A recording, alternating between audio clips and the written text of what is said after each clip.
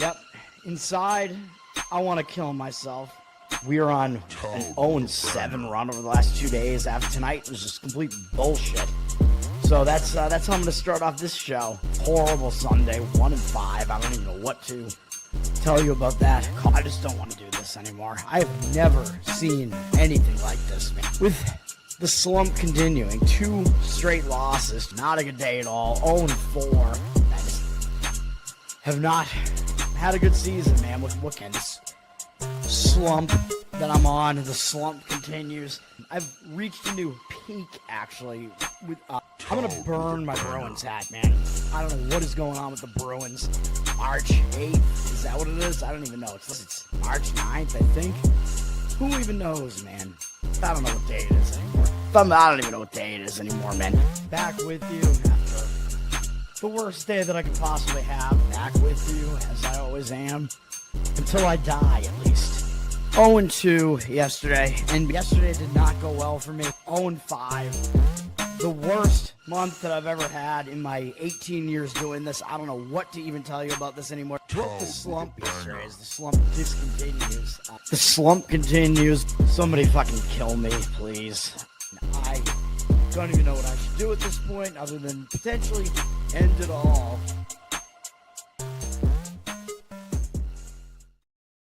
What's up, everybody? It's Toad back with you with Toadstool Sports. It is Friday, March 24th. No, April 24th. Holy crap, I'm out of it. I'm trying to put the ticker up. I'm like, oh my God. Yeah, I don't sleep, obviously. Stroke brain. Here we go. What do I even have to say about this? 1-1 yesterday. The over was an easy win with Padres, Rockies. Starting pitching got us off on the right foot there. The bullpens didn't do well either. San Diego actually did put up 5 runs in one of the later innings of the game and won the game somehow, even though they were losing the majority of the game. But I didn't care about the side. Just get me a lot of runs. It wound up being a 10-8 final. That number actually had gone down a little bit. You could have gotten a 10.5 at like minus 115 or something, which is probably preferable to the 11. I didn't really think it was going to go down like that, but whatever. We did have the comment from Boring Bets, I think, commented saying that the wind was blowing in from the right. I wasn't too worried about that because the majority of the hitters are right-handed hitters anyway, so you're probably going to be getting more balls towards left field than right anyway. I don't know, even though I think the right field porch or whatever is shorter in Colorado, but or a shorter distance, It didn't matter, though. We did need some late runs, though. Like, that game was sitting right at 10, I think, going into, like, the 6th or 7th inning. But I wasn't too concerned about it, even though the bullpens were probably better than the starting pitchers coming into that game. But whatever. I don't want to talk about it for too long anyway. The Knicks, they got into a huge hole because Atlanta was hitting tons of threes, which that can just completely throw off everything about your handicap. If the team that you go against is just drilling threes, I'm sick of it happening. It's happened in both NBA losses in the playoffs that I've had on the show so far. Like, Atlanta was shooting more than 50% from 3 into the second half, and then the Knicks still almost won the game, and they probably should have. The Knicks had the lead. They were winning in the final seconds of the game, and if you didn't see it, Mike Brown, I don't know what he's doing, man. He keeps, like, refusing to leave his best players in the game. So they're up 1 with, 30 seconds left or so. So, Atlanta's going to get the ball. Atlanta has the ball. And the Knicks are going to get at least one more possession here. What does Mike Brown do? Oh, yeah, let's just take Jalen Brunson. I think he took Karl Anthony Towns out of the game as well. Because, they're not good enough on defense, so let's go with our defensive lineup here. Yeah, that worked out well because C.J. McCollum still just hit a shot. The dude who was defending, I forget who was defending him. It wasn't a horrible job on defense by the Knicks. It was a good shot, but still. McCollum did fake him out still. Atlanta scored that shot or hit that shot, and then the Knicks still had a chance to win the game. They put Brunson back in, obviously. They got Brunson the ball, and he tried to drive the baseline, couldn't do it, passed it back out, and the Knicks threw the ball away, and it went back court, and that was it. The game ended. Time ran out. It was unbelievable for the Knicks to not even get a shot attempt off like that. I mean, I don't want the Knicks to win, but dude, it's going to be a double whammy. You know it's going to be a double whammy. Like, we lose that play on the Knicks in what I thought was a good spot to play the Knicks, and the Knicks are still going to win the series. You know that's what's going to happen. It's just so bad. I'd prefer the Knicks to lose the series, though, just because I want to see them gone, and I want to laugh about it. Oh, my God. Tyson, what's up? Yeah, fuck New York, obviously. Let's get into today's games here. I'm going to have 2 NBA plays today. I like the NBA, but I have a strong opinion on all 3 NBA games today, and we're going to play 2 of them. And, I only have 1 baseball play. I don't like this baseball board. And, let's get into it. And I'm skipping NHL as well. I know I did not have an NHL play last night either. I think Colorado won, and they were my strongest opinion yesterday. Perhaps should have added it as a play. I don't know. I don't love those thick road favorites, though, you know. All right. I'm just making sure we get everything up here. All right. Let's go. Baseball. It's all evening today. It's Friday, so it's Friday. Gotta get down on Friday. All right. Detroit at Cincinnati. We have new series starting here. Cincinnati is returning home from a road trip. 2-series road trip, but generally I do not like teams returning home from road trips. I think the sweet spot, though, I look for the sweet spot where you have a team returning home from a 3-game road trip and they have a disadvantage in the pitching matchup. That would be better. And it would be even better if the team against them had a rest advantage. That's not the case here, though. Cincinnati has the rest advantage, which is the case with a couple of these teams returning home today. Major League Baseball does that, for obvious reasons, because, if this team's going to be traveling, I don't think they really think about the return home spot being bad, which it is, but they think about, this team is traveling.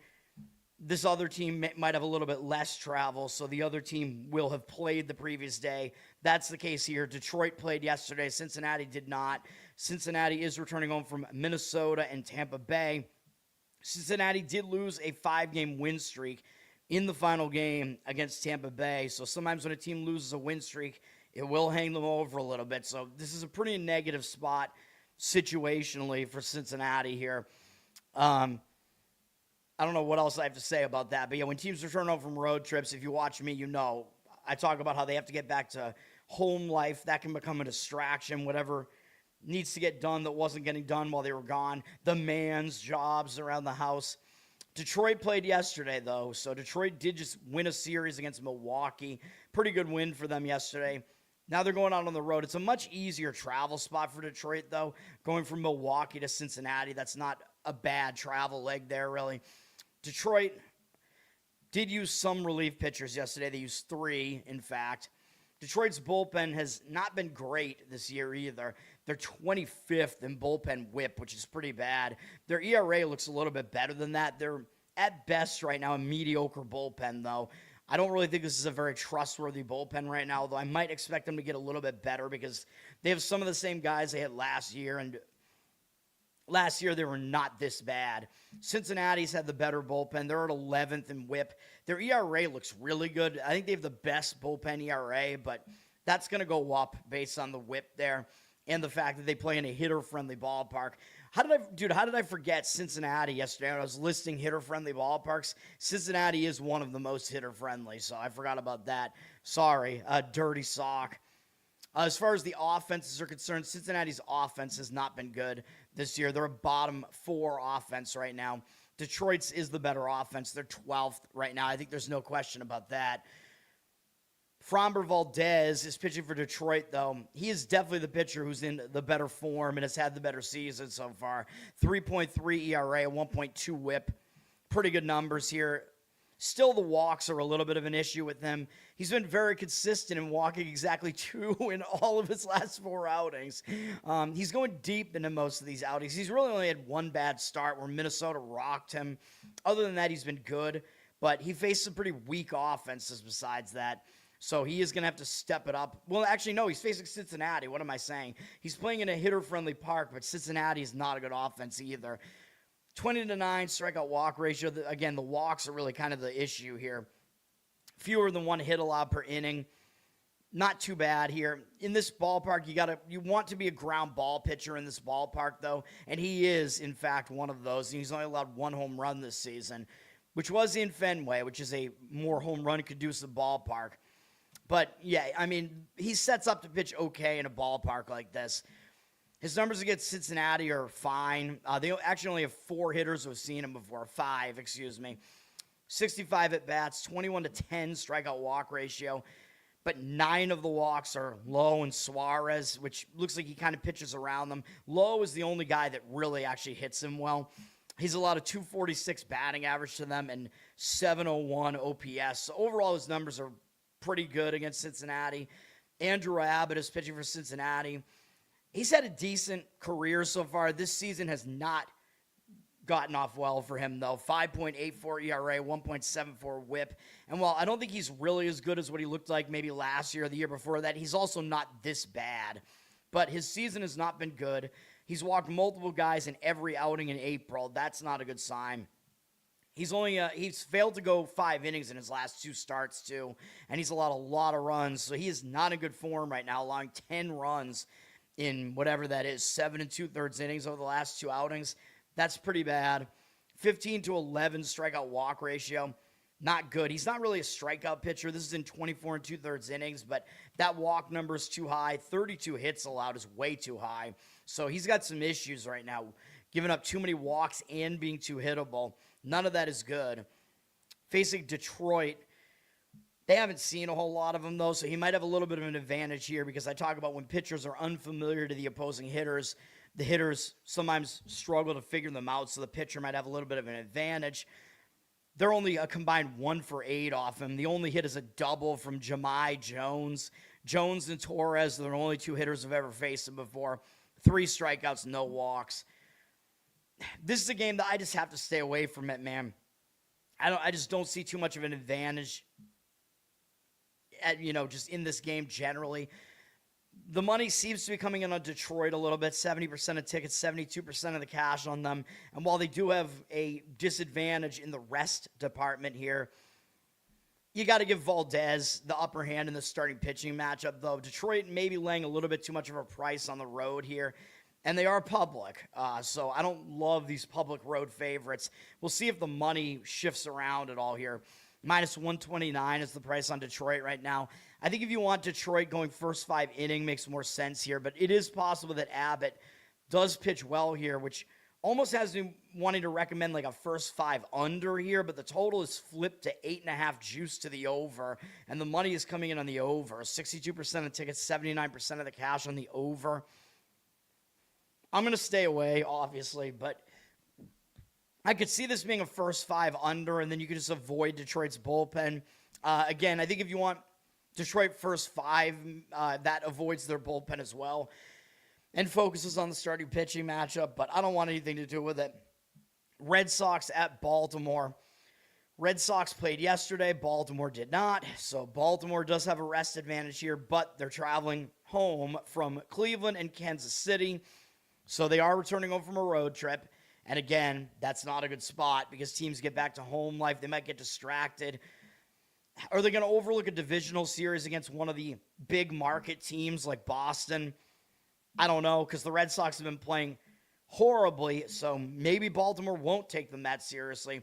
But the Red Sox might be in a bad spot too, even though a lot of times I like to play a team that's coming off getting swept. That was a big series against the Yankees, and the games were close. Yesterday, dramatic game. The Red Sox can't fucking hit. The Red Sox pitching was fine in the series. The offense is an absolute disaster, and we can look at that right now. The Red Sox are the second worst offense in baseball right now. It's a total joke. Them and the Mets being the last 2 teams here and the Phillies being down here, never would have thought that would be the case. It's almost impossible. I'm not saying the Red Sox are an offensive juggernaut, but I expected them to be like a average to above average offense here. This is ridiculous. Whatever. Baltimore has been hitting better than the Red Sox. Their offense hasn't been great. They're at 19th, but you got to give them an offensive edge here. Baltimore has actually had the better bullpen as well, at least in both ERA and in WHIP. Baltimore, shockingly, number 2. The Red Sox bullpen has been one of the only decent things about the team. They're 7th right now, but the bullpen blew the game yesterday after Tolley had a really good start yesterday, and the Red Sox had the fucking lead, and the only run off of Tolley was a bullshit pesky pole home run. I told you, hitter-friendly ballpark from the absolutely atrocious Jazz Chisholm. Absolutely ridiculous. Anyway, the bullpens are both fine here. Red Sox did use some of their bullpen yesterday, though. They used 4 relief pitchers, so got to give Baltimore a bullpen edge here. Just the fact that the bullpens are close and Baltimore has a rest advantage here. Brian Bayo is pitching for the Red Sox. I want no part of that shit. 6.75 ERA and 1.93 WHIP. I keep telling you, man, people were saying, oh, this Bayo guy, because he's Dominican and whatever, and he's, not particularly huge, whatever. Oh, he's the next Pedro Martinez. Yeah, give me a fucking break. Not even close. Pedro Martinez, I grew up with that shit. I went to some of his games. He was a guy that if he was pitching, you, pretty much knew they're going to win this game.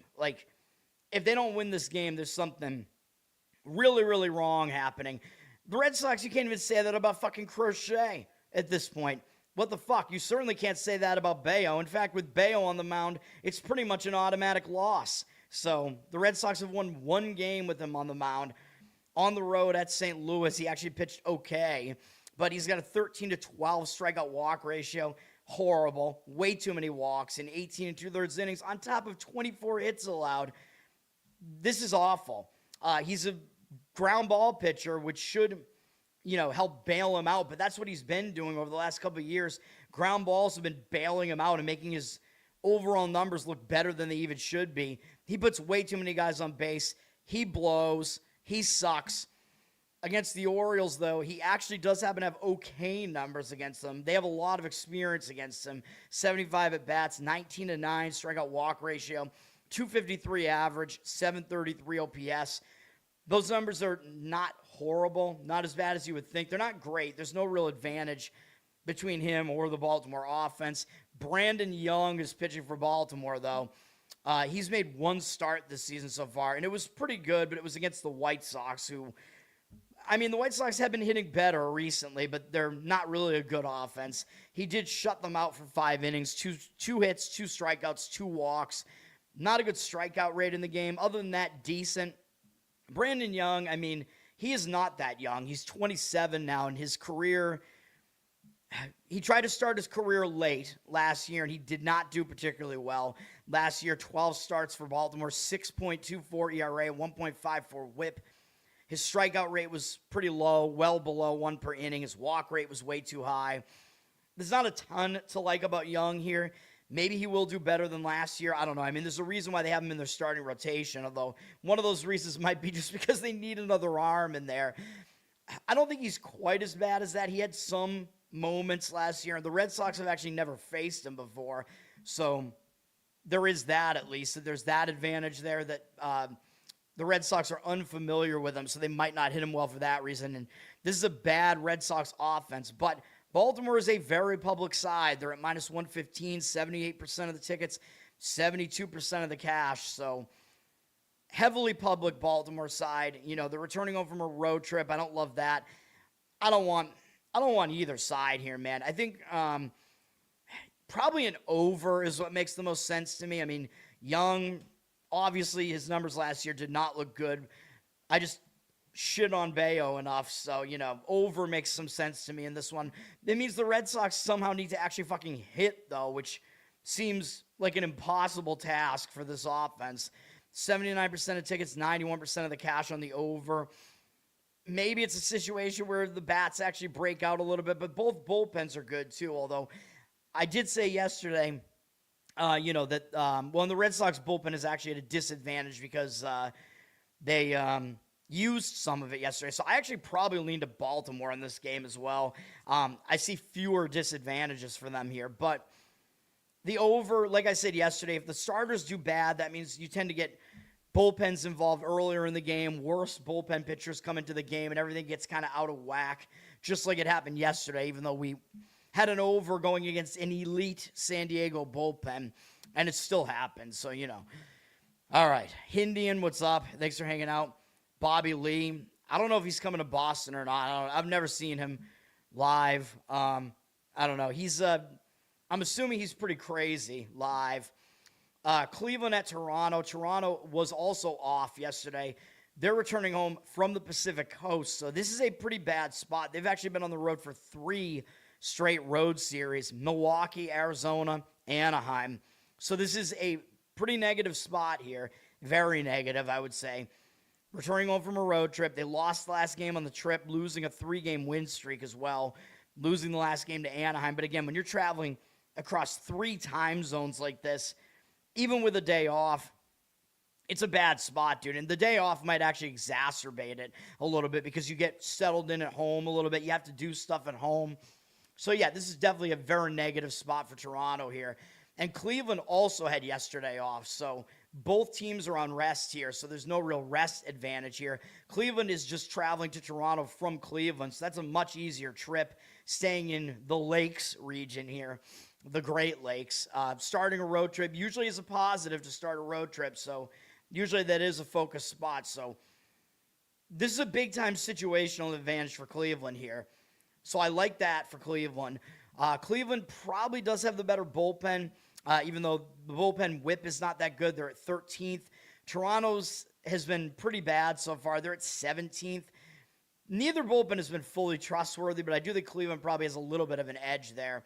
Offensively, Cleveland is 22nd. Toronto's 20th here right now, or tied in 20th for OPS. I don't know, man. I mean, I think Toronto probably does have the better offense, though. More talented bats in that lineup. Starting pitching, Gavin Williams, pitching for Cleveland. He's definitely in the better form out of these 2 pitchers. Really good numbers on the season. 2.12 ERA, 1.01 whip. I've talked about him, though. His strikeout rate is crazy. 40 strikeouts in 29 2/3, only allowing 13 hits, so he's been virtually unhittable. But he's been really wild. He's walked 17 guys. But Cleveland's won his last 4 outings. He's allowed no more than 2 earned runs in any of them, 1 or fewer in 3 of them, double-digit strikeouts in 2 of them, and his walk rate went down in the last 2 outings as well. So he is in pretty good form right now. I think I would probably somewhat trust him in this game, but maybe not enough because his numbers against Toronto. Dude, I looked at this and I was like thinking I might give Cleveland out as a play here. I got to worry about it a little bit because his numbers against Toronto's bats are actually pretty bad. In 34 at-bats, 10-5 strikeout walk ratio, 324 batting average allowed, 1,116 OPS. Those numbers are not good. So, yeah, I got to dial it back a little bit. He is going up against Max Scherzer, who looks like, he might be retiring.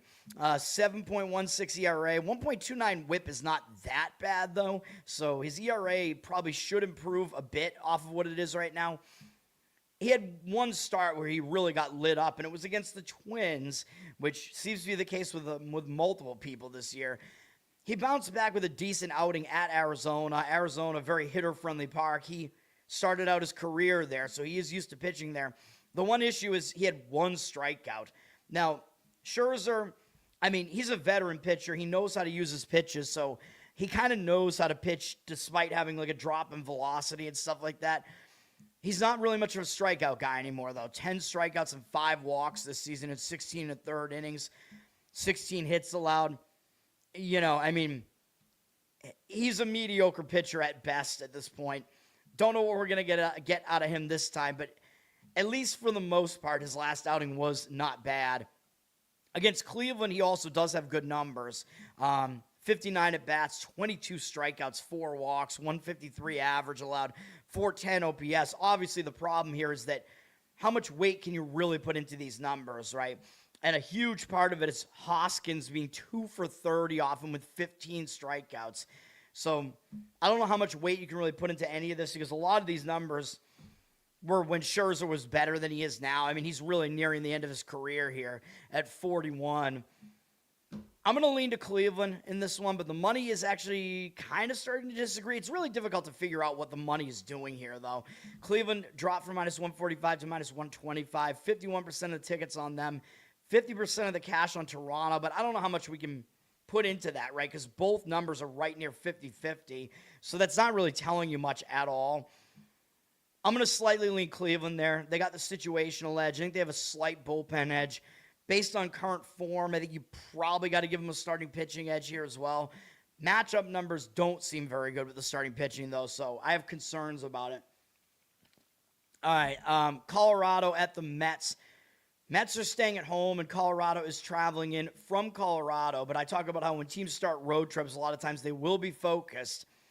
But Colorado just had a divisional series and almost won the series. They were on the verge of beating San Diego yesterday and wound up losing the game anyway. So maybe not the greatest spot. Could be a little bit of a hangover spot, but, you know, they're facing the Mets, who are still a big-name team here and starting a road trip. So I'm not about to say Colorado's going to be totally unfocused here. Mets have some new momentum, though, man. Mets won the last 2 games against Minnesota. They actually won a series after breaking like a 12-game losing streak. I told you when that happens, that can give you some momentum. And they did win again yesterday. The bullpen had to come in. Now, the Mets, I think you got to kind of worry about their bullpen a little bit, even though it wasn't bad last year. But they added Williams and I think Weaver, who were 2 huge problems in the Yankees bullpen last year. I don't know why they would want to add either of them, let alone both of them. But that has been the case. So the Mets bullpen, I mean, I think you have to knock them down a peg for that. Yesterday it was very weird because the Mets brought in Brazoban, and they played Williams' walkout music, and he literally walked from the bullpen to the mound, but Brazoban was actually the guy they wanted to bring in. It was a very, very strange situation. You can go see it online. I don't know what that was. And then Williams had to walk all the way back to the bullpen. Then they brought him in after Brazoban. It made no sense, dude. It was really, really bizarre. I don't understand it. Not Bizarro. He's not on the Mets. But yeah, the Mets used a lot of relief pitchers yesterday. They used 4, which is not great, really. Colorado does not have a trustworthy bullpen, in my opinion. They used 5 relief pitchers yesterday. So despite the rockiness of the Mets bullpen, pun intended, sort of, they're a little bit lower than the Rockies bullpen in the rankings right now, but I think they're probably the better bullpen still, even though I know Devin Williams, not good at all, and I think he wasn't even good yesterday. But Rockies, I don't really trust their bullpen. Maybe they're a bit better on the road, though, and they do have the slightly better numbers this year.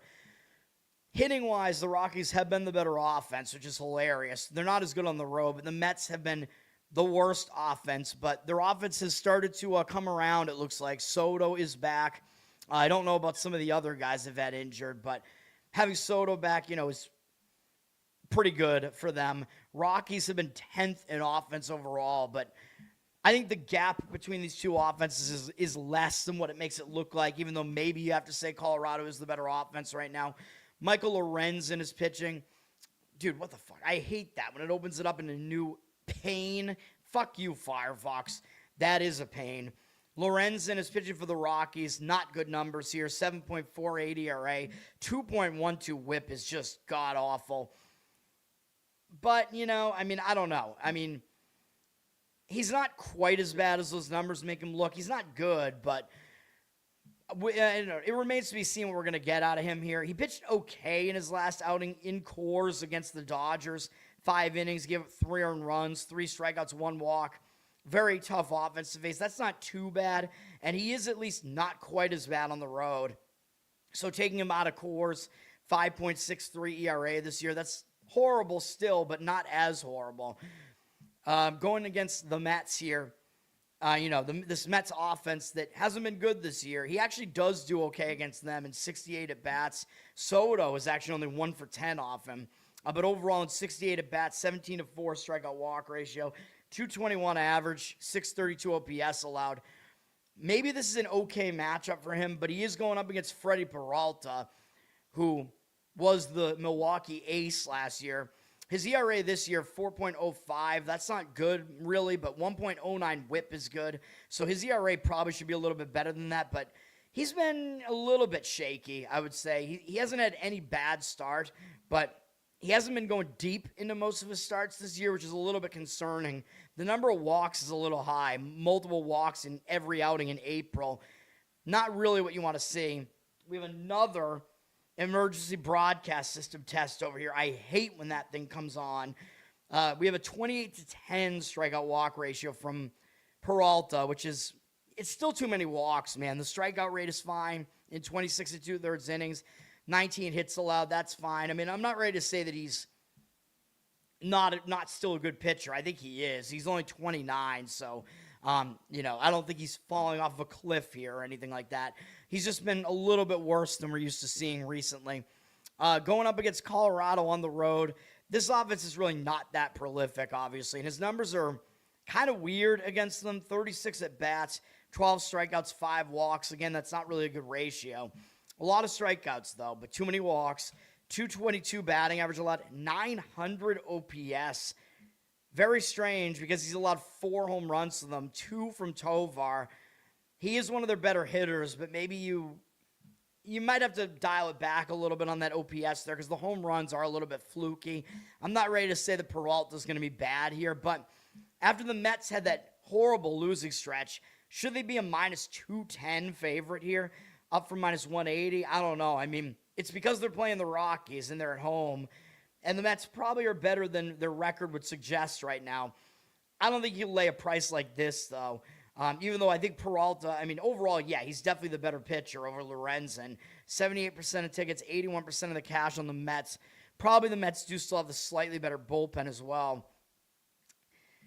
I wouldn't be able to play the Mets on the side here, man. I actually think maybe a first 5 under might be in consideration here. The money is hitting the under.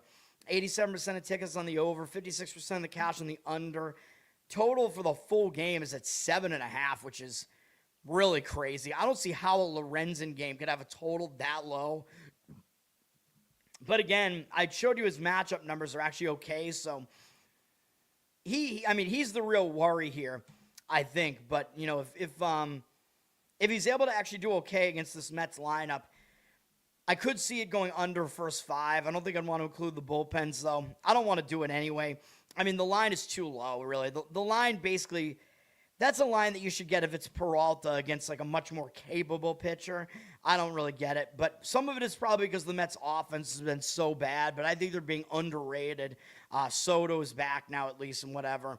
All right, Minnesota at Tampa Bay. This is going way too slow. We're in a half hour in. I'm nowhere close to halfway through these. Tampa Bay, they had yesterday off, I believe, after they beat Cincinnati, and they're staying at home, so that's a decent advantage for Tampa Bay here. Cincinnati was off yesterday. They're not playing Cincinnati. They're playing Minnesota. Minnesota was not off yesterday. Minnesota lost to the Mets. Maybe Minnesota will bounce back from that, but Minnesota's not a very good team, so I don't know. They overperformed for a little bit, but yeah, maybe not the greatest spot. Minnesota does not have a good bullpen. They only used 2 relief pitchers yesterday, though. Tampa was off, so their bullpen is rested, but Tampa's bullpen has been a problem as well. They're at 20th in whip, and their ERA is well over 5, which is really bad. Minnesota's ERA is a little bit below 5, but their whip is horrible. Above 1.5, they're 27th there, so both these bullpens are very untrustworthy right now. The hitting, Tampa Bay 15th, Minnesota 14th. I don't know what to think, man. I think their offense has kind of overperformed a little bit. I think these are mediocre offenses here, but that is kind of where they're at now, so it's probably close to accurate. Taj Bradley pitching for Minnesota. Interesting case here. 1.63 ERA. That's probably not sustainable, but 1.23 whip is indicative that the ERA should be higher, but that's not that bad. Overall, 34-10 strikeout walk ratio is quite good in 27 2/3 innings. Nice high strikeout rate. Fewer than 1 hit allowed per inning. Bradley has allowed no more than 2 earned runs in any of his outings so far. Dude, I mean, maybe Bradley is taking the next step in his career, man, because he's always had pretty good strikeout stuff. It's just that he hasn't really become what maybe he could. Maybe it's happening this year. He actually he's thrown 100 pitches in basically every outing this year, and he seems to just be continuing to pitch pretty well. So very, very interesting. And the more interesting thing is he spent most of his career with Tampa Bay. Tampa Bay traded him around the trade deadline last year.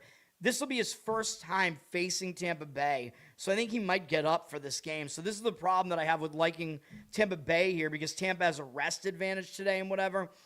So yeah, that's an advantage for Tampa Bay, but Bradley might really get up for this. Like, hey, you traded me away.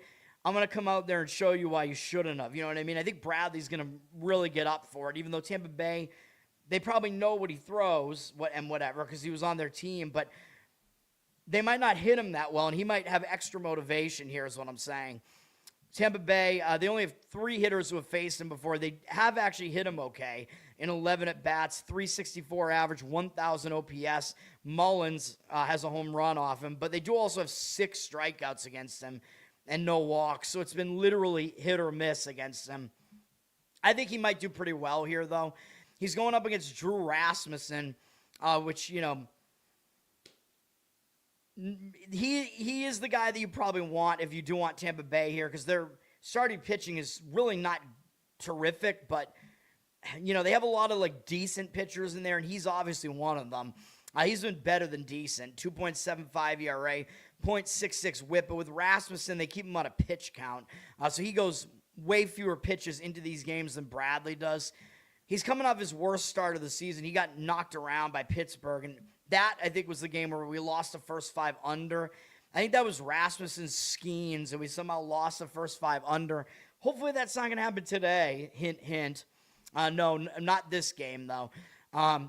But maybe that was a little bit of a fluke because his other starts were good. He was coming off a really good outing against the Yankees, the outing before that, so he might have been in a little bit of a letdown spot. I guess that was kind of a concern there, but I didn't think that was going to happen. I did not think he was going to be as bad as he was. I think he probably bounces back, though. He's been pretty consistent for Tampa, and they know how to use him without overworking him. He's going up against Minnesota. His numbers are okay against them in 34 at-bats, 11 strikeouts, 2 walks. That's good. 235 average, allowed 778 OPS. The OPS is a little bit high. It's because Buxton has 3 home runs off him, though. Basically, nobody else in this lineup does a lot of damage against him. So if he is able to pitch around him, he should do okay. And overall this year, by the way, 20-3 strikeout-walk ratio and 10 hits allowed in 19 2/3 innings. That's some good stuff. As far as the market read on the side here, the money is actually fading Tampa Bay. They're up to -122, even though Tampa Bay has a rest advantage, 66% of tickets and only 54% of the cash on them. So the money is fading the rest advantage here, which is pretty crazy. I like the first 5 under, though.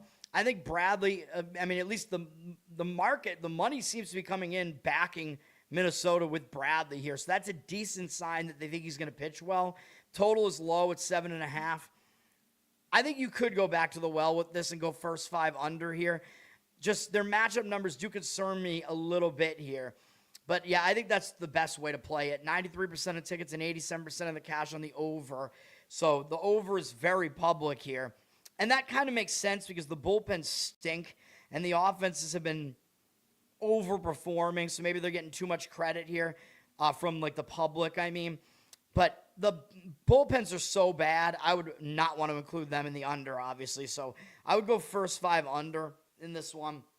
They might get you there with Bradley pitching really well this year. Motivated spot for him. Rasmussen, bounce back spot probably. Pretty consistent. The matchup numbers aren't horrible here, so I don't know. This is probably one of my stronger opinions of the day, actually. I would go, first 5 under, but you're probably looking at 3.5. But, these are not household pitching names, you know what I mean? So that might help out because, again, the public doesn't want anything to do with an under. Like, they don't know who these pitchers are, you know what I mean? So, yeah, that would be my opinion there.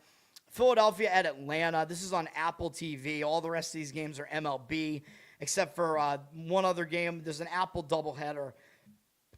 And then ESPN Unlimited has the game that we're going to have a play on, but you probably already know what it is. Atlanta's won the last 2 games here. They beat Washington the last 2 games. They won 3 out of 4 against them, actually. Atlanta's still pretty hot, man, and they're coming into Philadelphia, or coming home, actually, my mistake. So Atlanta's actually returning home from Philadelphia and Washington. Return home spot, not the greatest spot, as I keep saying, although they're staying on the East Coast, though, and playing all divisional opponents, so that's not as bad of a return home spot, but still could be a bit of a distraction, and they might actually overlook Philadelphia, because this is a quick revenge spot for Philadelphia after Atlanta just went into Philadelphia and swept them 2 series ago. This is the type of spot I tend to look for, where the team that got swept at home, starting the next series on the road, like quick revenge against that team, it usually is a pretty motivated spot for that road team, and the home team might overlook that team, you know what I mean? So that has me looking at Philadelphia. Situational spot does favor Philadelphia here. Both teams did play yesterday. Philadelphia is coming in from playing the Cubs, so they're continuing a road trip here. Did not play well against the Cubs. Philadelphia's lost a bunch of games in a row. They're the team with the longest losing streak now, with 9, I think. They do not want to become the Mets. You're going to get an effort out of them, but the problem is they played a big game yesterday against the Cubs, dude. That was an extra inning game. That was a close game, so I don't know if Philly, they might be in a hangover spot after that, so that worries me. Yeah, I think the situation is definitely negative for Atlanta, and there are some positives for Philly here, but that's a negative. The fact they had a huge game yesterday and almost beat the Cubs. I could see this being a little bit of a hangover coming into this one. Bullpen usage. Atlanta does have the better bullpen. They used 2 relief pitchers yesterday. Philadelphia had to go to extra innings, and they used 5. So Atlanta does have a bullpen advantage here. They have the best ranked bullpen in baseball based on whip. I think they are one of the best bullpens, at least. Probably not as good as San Diego still, but good. Phillies have not done well out of the bullpen. Last year, they weren't really that good either. They're 18th. So, yeah, Atlanta does have the better bullpen and the more rested bullpen. Atlanta has been hitting really well this year, too. All very shocking. Dude, this Atlanta team, they're doing all this with, 3 of their starting pitchers injured, too. So, when those guys come back, this is going to be a very dangerous Atlanta team. Crazy. And, yeah, of course, hitting-wise, yeah, Phillies have really, really struggled. They're at 26th, even though obviously the Phillies have a lot of talent in this lineup, and I don't think they can continue hitting this poorly. Andrew Painter is pitching for Philadelphia. I've had good things to say about Painter. His numbers don't look great so far. 4.42 ERA, 1.36 whip. He's a young guy. He's 23. He's a rookie. He made his major league debut, I think, 2 starts ago or something. But I think he's talented. I talked about him in his major league debut. He's a very highly touted prospect. I think he does have major league stuff. He's been up and down. He's basically alternated good and bad starts. He's actually had 4 starts so far.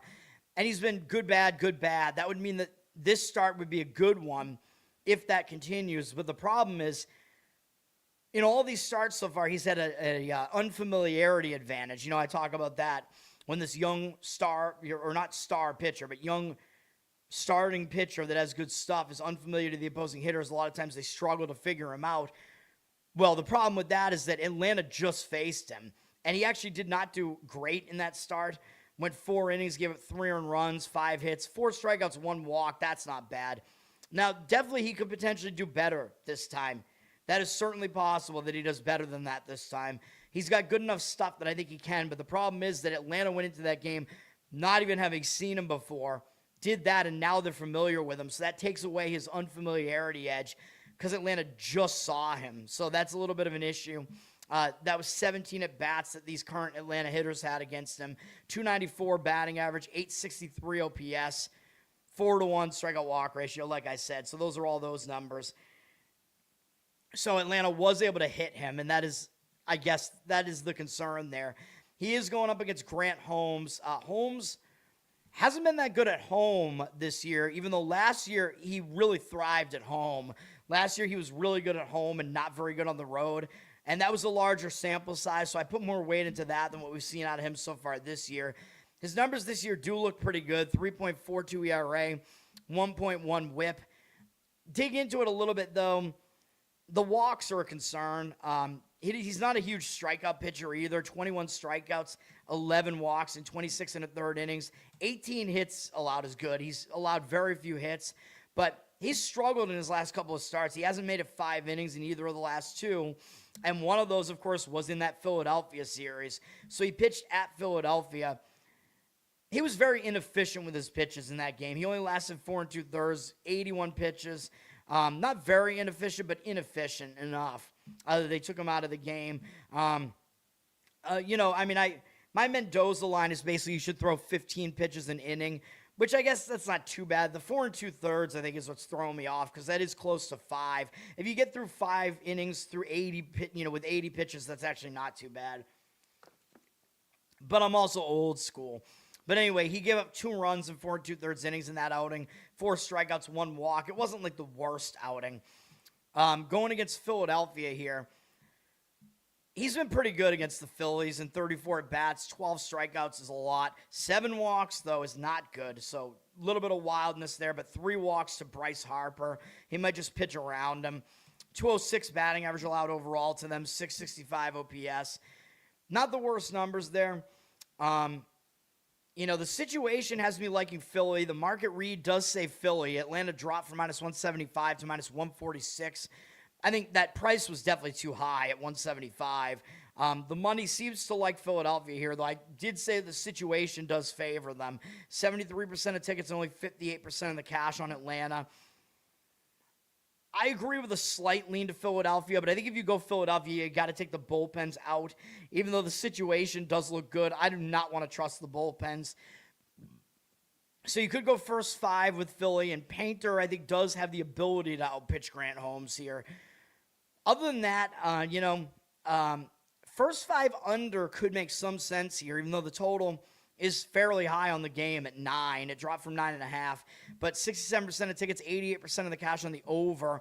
Money seems to be backing the over a little bit, but I don't want to trust Philly's bullpen again.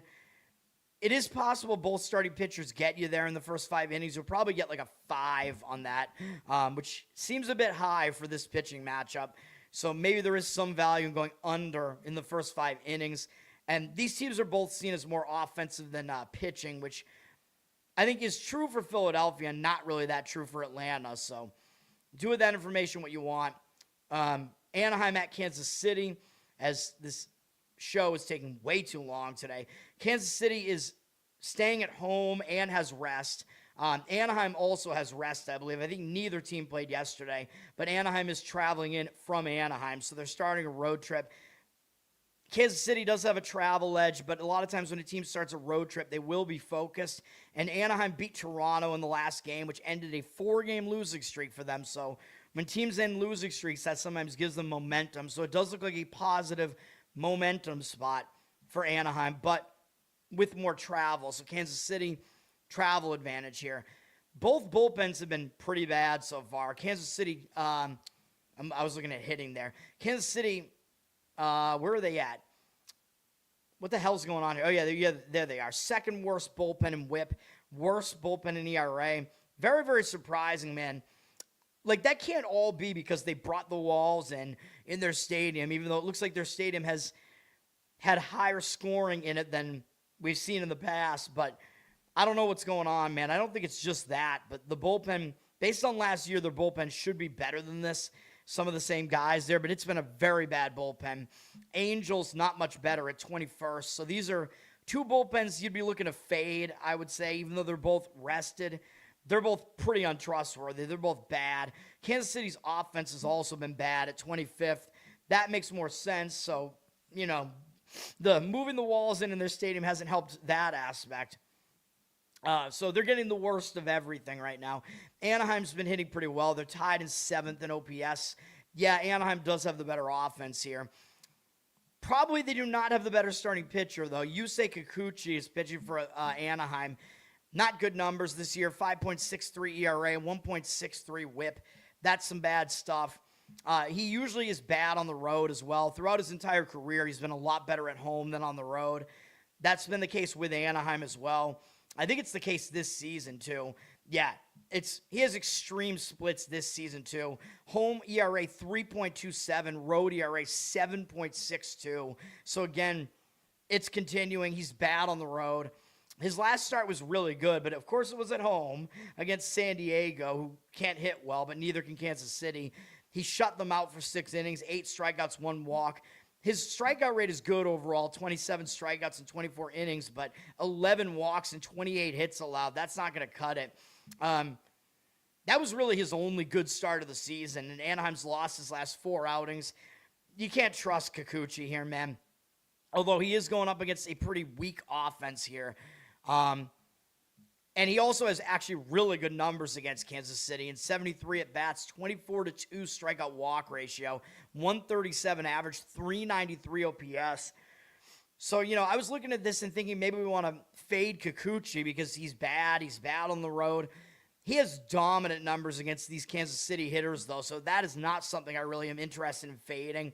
This might be like a really good matchup for him here. He's going up against the much younger Noah Cameron.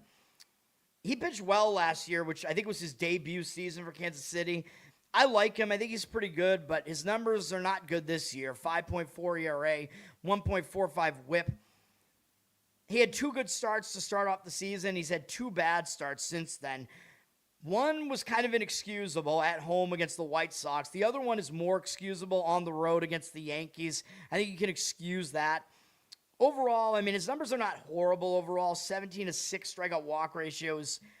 I think that's fine, just given that he's not really a strikeout pitcher, but he's allowed 23 hits in 20 innings. That's not great.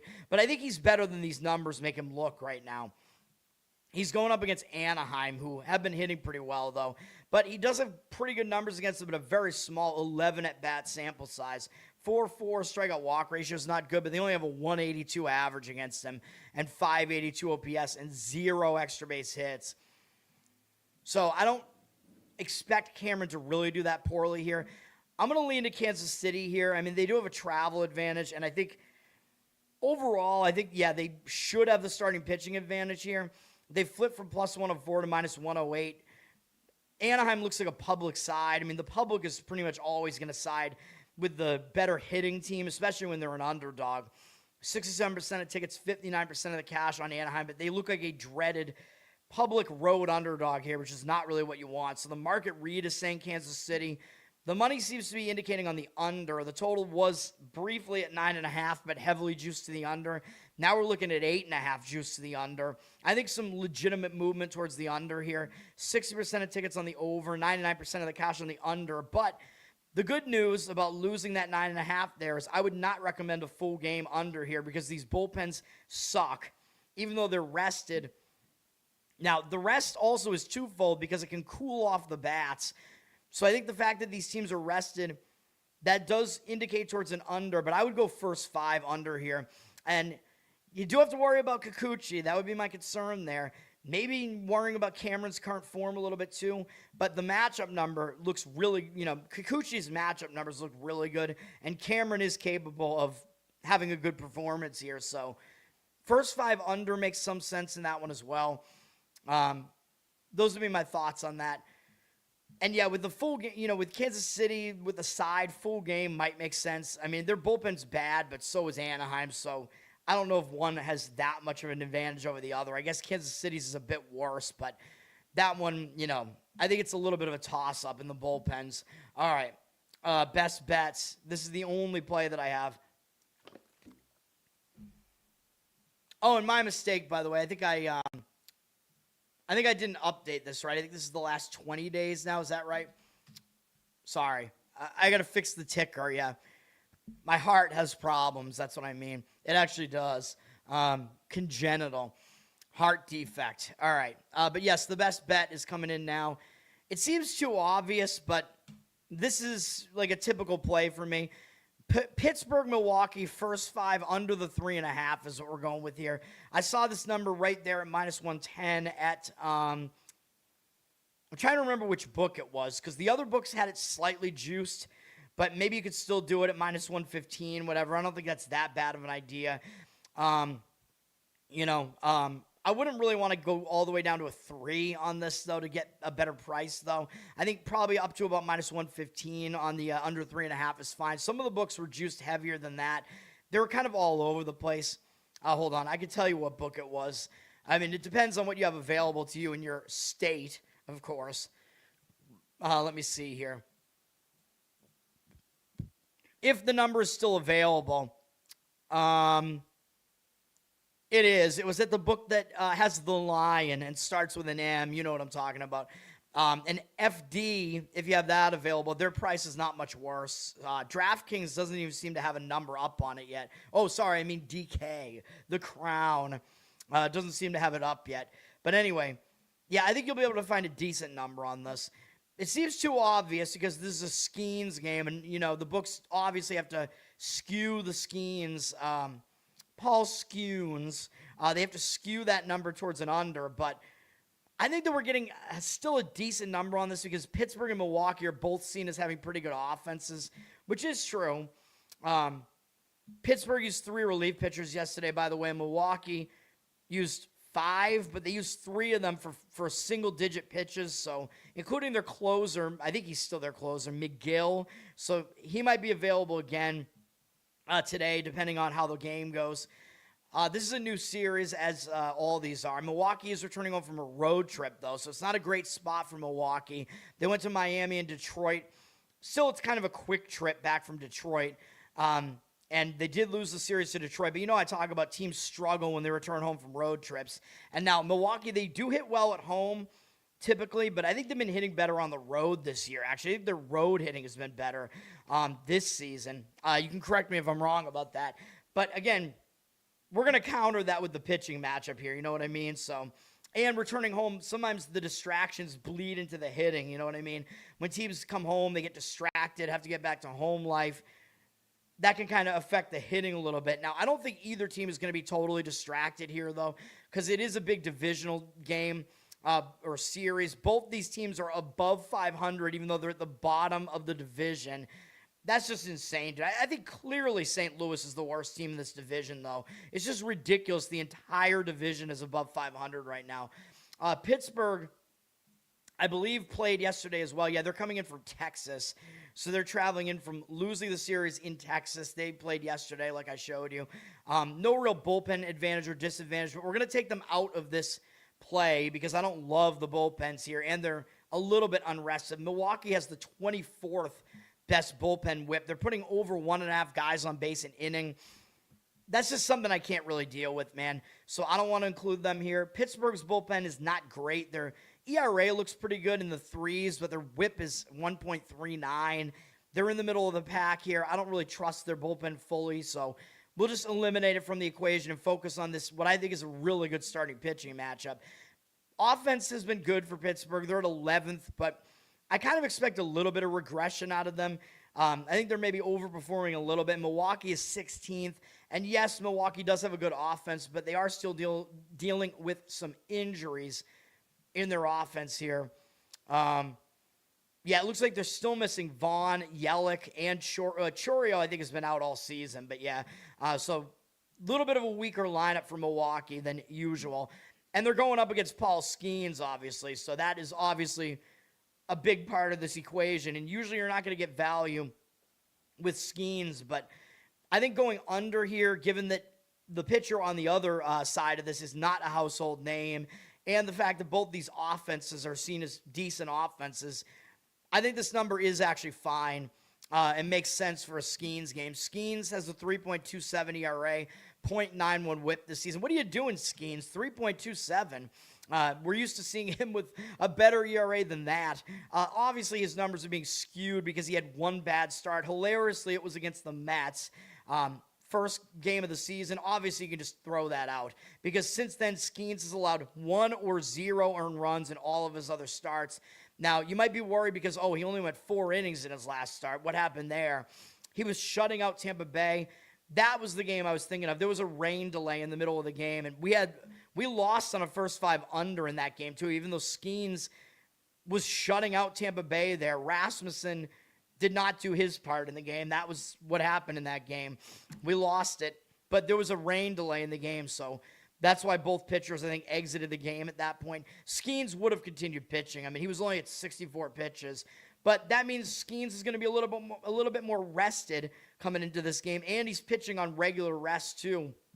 Other than the fact that he just threw fewer pitches in that game, he's getting his regularly scheduled start. So I think that's good. We get a Skeens that he's clearly not overworked. I mean, he hasn't thrown 90 pitches yet in any start. So Pirates are doing a good job not throwing his arm out here.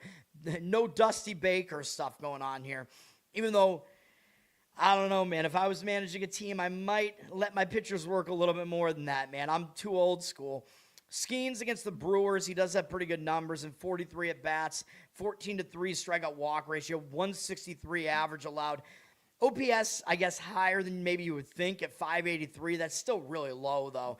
It's skewed a little high just because Frelick and Terang both have home runs off him, but I'm not going to worry too much about that.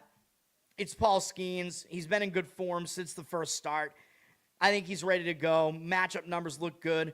He's going up against Brandon Woodruff, and he's the guy who I think goes under the radar because he missed multiple seasons. He started out, he was really good throughout his whole career pretty much, all of it with Milwaukee, and then he did get injured. He had Tommy John surgery, missed all of 2024, came back in the middle of 2025, and pitched well again. Had a really high strikeout rate last year. His strikeout walk ratio last year was 5.9, which was the best in his entire career. Granted, it was a little bit of a shorter season, but still that indicates that he has not really lost his stuff, which is good. And this year, seemingly it's continuing. 3.42 ERA, 0.93 whip. Really nice looking 20-4 strikeout walk ratio, though fewer than one strikeout per inning, but very few walks, and he's only allowed 18 hits in 23 2/3 innings, so he's been good. He's had one iffy start, which was at Fenway. That Red Sox team got 5 runs off him. Milwaukee still won the game, but he's allowed 2 or fewer earned runs in all of his other starts. And, you know, even in that start against the Red Sox, I think he got slightly unlucky. He did walk 2, well, I don't know. He walked 2 guys, had 8 hits allowed. He was a little bit too hittable, but whatever. Looks like it was kind of an outlier because he's been good since then. And he's going up against Pittsburgh here. He does have good numbers against them, too. 63 career at-bats, really good, 28-5 strikeout walk ratio, 190 average allowed, 536 OPS. Ozuna has hit him well. He's 4 for 10 with a home run, but nobody else in this lineup has really done damage against him. So, you know, if he can get around Ozuna, he should do fine otherwise. So we're going to do it. First 5 under. Maybe it seems too obvious. The money seems to be kind of disagreeing here. Full game totals at 7. 63% of tickets, 78% of the cash on the over. But, you know, I mean, I would not play an over. If I was going to go over in this game, obviously I would do it full game here because I would want to include the bullpens and try to get that advantage there. But obviously with the under, I think the advantage is going with the starting pitching here. Hopefully it's going to be a pitching duel. Let's get it done. It looks like my style of game. I like these pitching duels. The matchup numbers look good. Let's do it. As far as the side, Pittsburgh is taking some of the money here. 72% of tickets, 82% of the cash. Minus 128 on Pittsburgh, though. I don't know, man. I think you have to pay a tax for Paul Skenes. I don't know if I agree with the money in that one. I don't know. I might slightly lean Milwaukee because I think Woodruff could definitely battle Skenes here. I think it could be a close game, and then, you know, anything could happen. And getting Milwaukee as a dog and what's maybe a close, low-scoring game here, probably I would lean to the home dog there, but obviously my preference is first 5 under. Next game up, I almost gave out a play on this. Washington at the White Sox. This would be my second strongest opinion. White Sox are returning home from a road trip, which worries me. And actually, it worries me about my opinion in this game, too. The White Sox went to the A's and then Arizona, so they're returning home from the West, which isn't great. You know, I don't like teams returning home from road trips. I don't like them crossing time zones. So that's a bit of an issue there. They could be a little bit distracted coming back home. White Sox offense has maybe looked a little too good recently, although the last couple of games, well, yesterday maybe not so much. They only scored 4 runs, though they did win in a shockingly low-scoring game against Arizona yesterday. Now, the reason why, because my opinion here is to go over the total in this game. I like the over here. But teams are turning over from road trips. Their batting can be a little bit off. The timing can be a little bit off. That's a little bit of a worry. Wouldn't totally keep me off of it, though. Washington is coming into this game traveling, starting a road trip, so they will have more focus here, which I think does kind of help the offense.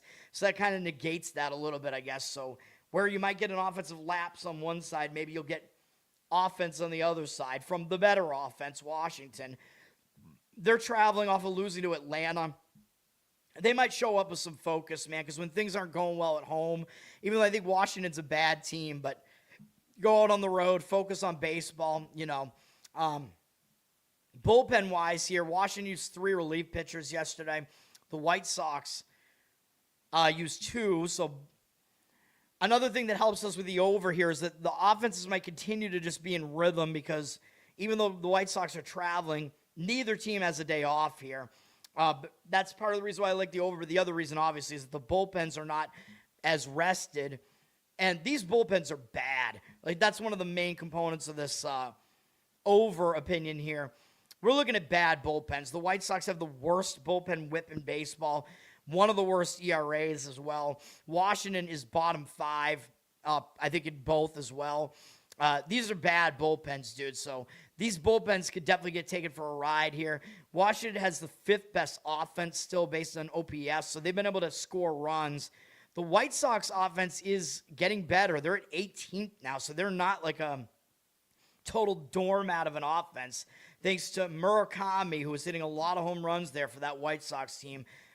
I think they're no longer at least like a total laughing stock on offense, so that helps. And they're going up against Miles Mikolas, which also probably helps because he's been awful. 9.15 ERA, 1.98 whip. His career is going to be over soon, man. He did have his best start of the season last time out against San Francisco, shut them out for 4 innings. But San Francisco, they've been a bad offense, and it looks like more of a fluke to me. And Mikolas has only gone 5 innings once this season, and he hasn't done it at all in April. And overall, 15-10 strikeout walk ratio. That's really bad. Plus 29 hits allowed in 19 2/3 innings. That's not good. Those numbers are not going to cut it. He's going up against the White Sox, though. This is where I kind of have an issue with totally, going over here. I mean, you don't want to put that much weight into a very small sample size, but the White Sox are not familiar with him. They only have 3 hitters who have seen him before, and they're 1 for 10 with no extra base hits, no strikeouts, no walks. So that worries me a little bit. Like, I wanted to see Mikolas having really bad numbers against these guys, but that's just not the case. So that's a little bit worrisome. And then Chicago, I don't know what they're doing here, man, because on the big board here, they have switched to Hudson. I was going to say Fetty was listed as the starter here, but now it looks like it is going to be Hudson. But I think what's going to happen is Hudson is going to be an opener, and then Fetty is going to come in behind him. So if you're going to play the over in this game, I would make it action, because really we don't know if the White Sox are actually going to use Hudson as the opener or if they're going to go with Fetty just right out of the gate. But it's going to be one of the two, I'm almost positive. And I don't think it really matters. As far as the over, whichever one of the Chicago pitchers comes in here, I think the handicap kind of remains the same. So this is one of the plays where I would say go action, whereas the default baseball bet is that the listed starters must start. But this is one of the cases where I would just roll it, go with action here. So Hudson is listed as the starter now. He has a 1.69 ERA, which is fine, but he has a 1.59 whip, which is really bad. He's pitching out of the bullpen, so I don't think we want to go into his numbers too much here. Like, he's going to be an opener. He's probably going to go 1 inning. And, he's been scoreless for a while now. He hasn't allowed any runs in April. So, yeah, he might go out there and throw a scoreless inning. Obviously, that's possible. But, I still don't really trust it. And then the White Sox bullpen is going to be coming in at some point, which I don't like. But it does look like it will be Eric Fetty, probably getting pretty much a starter's workload here. So you do have to factor that in.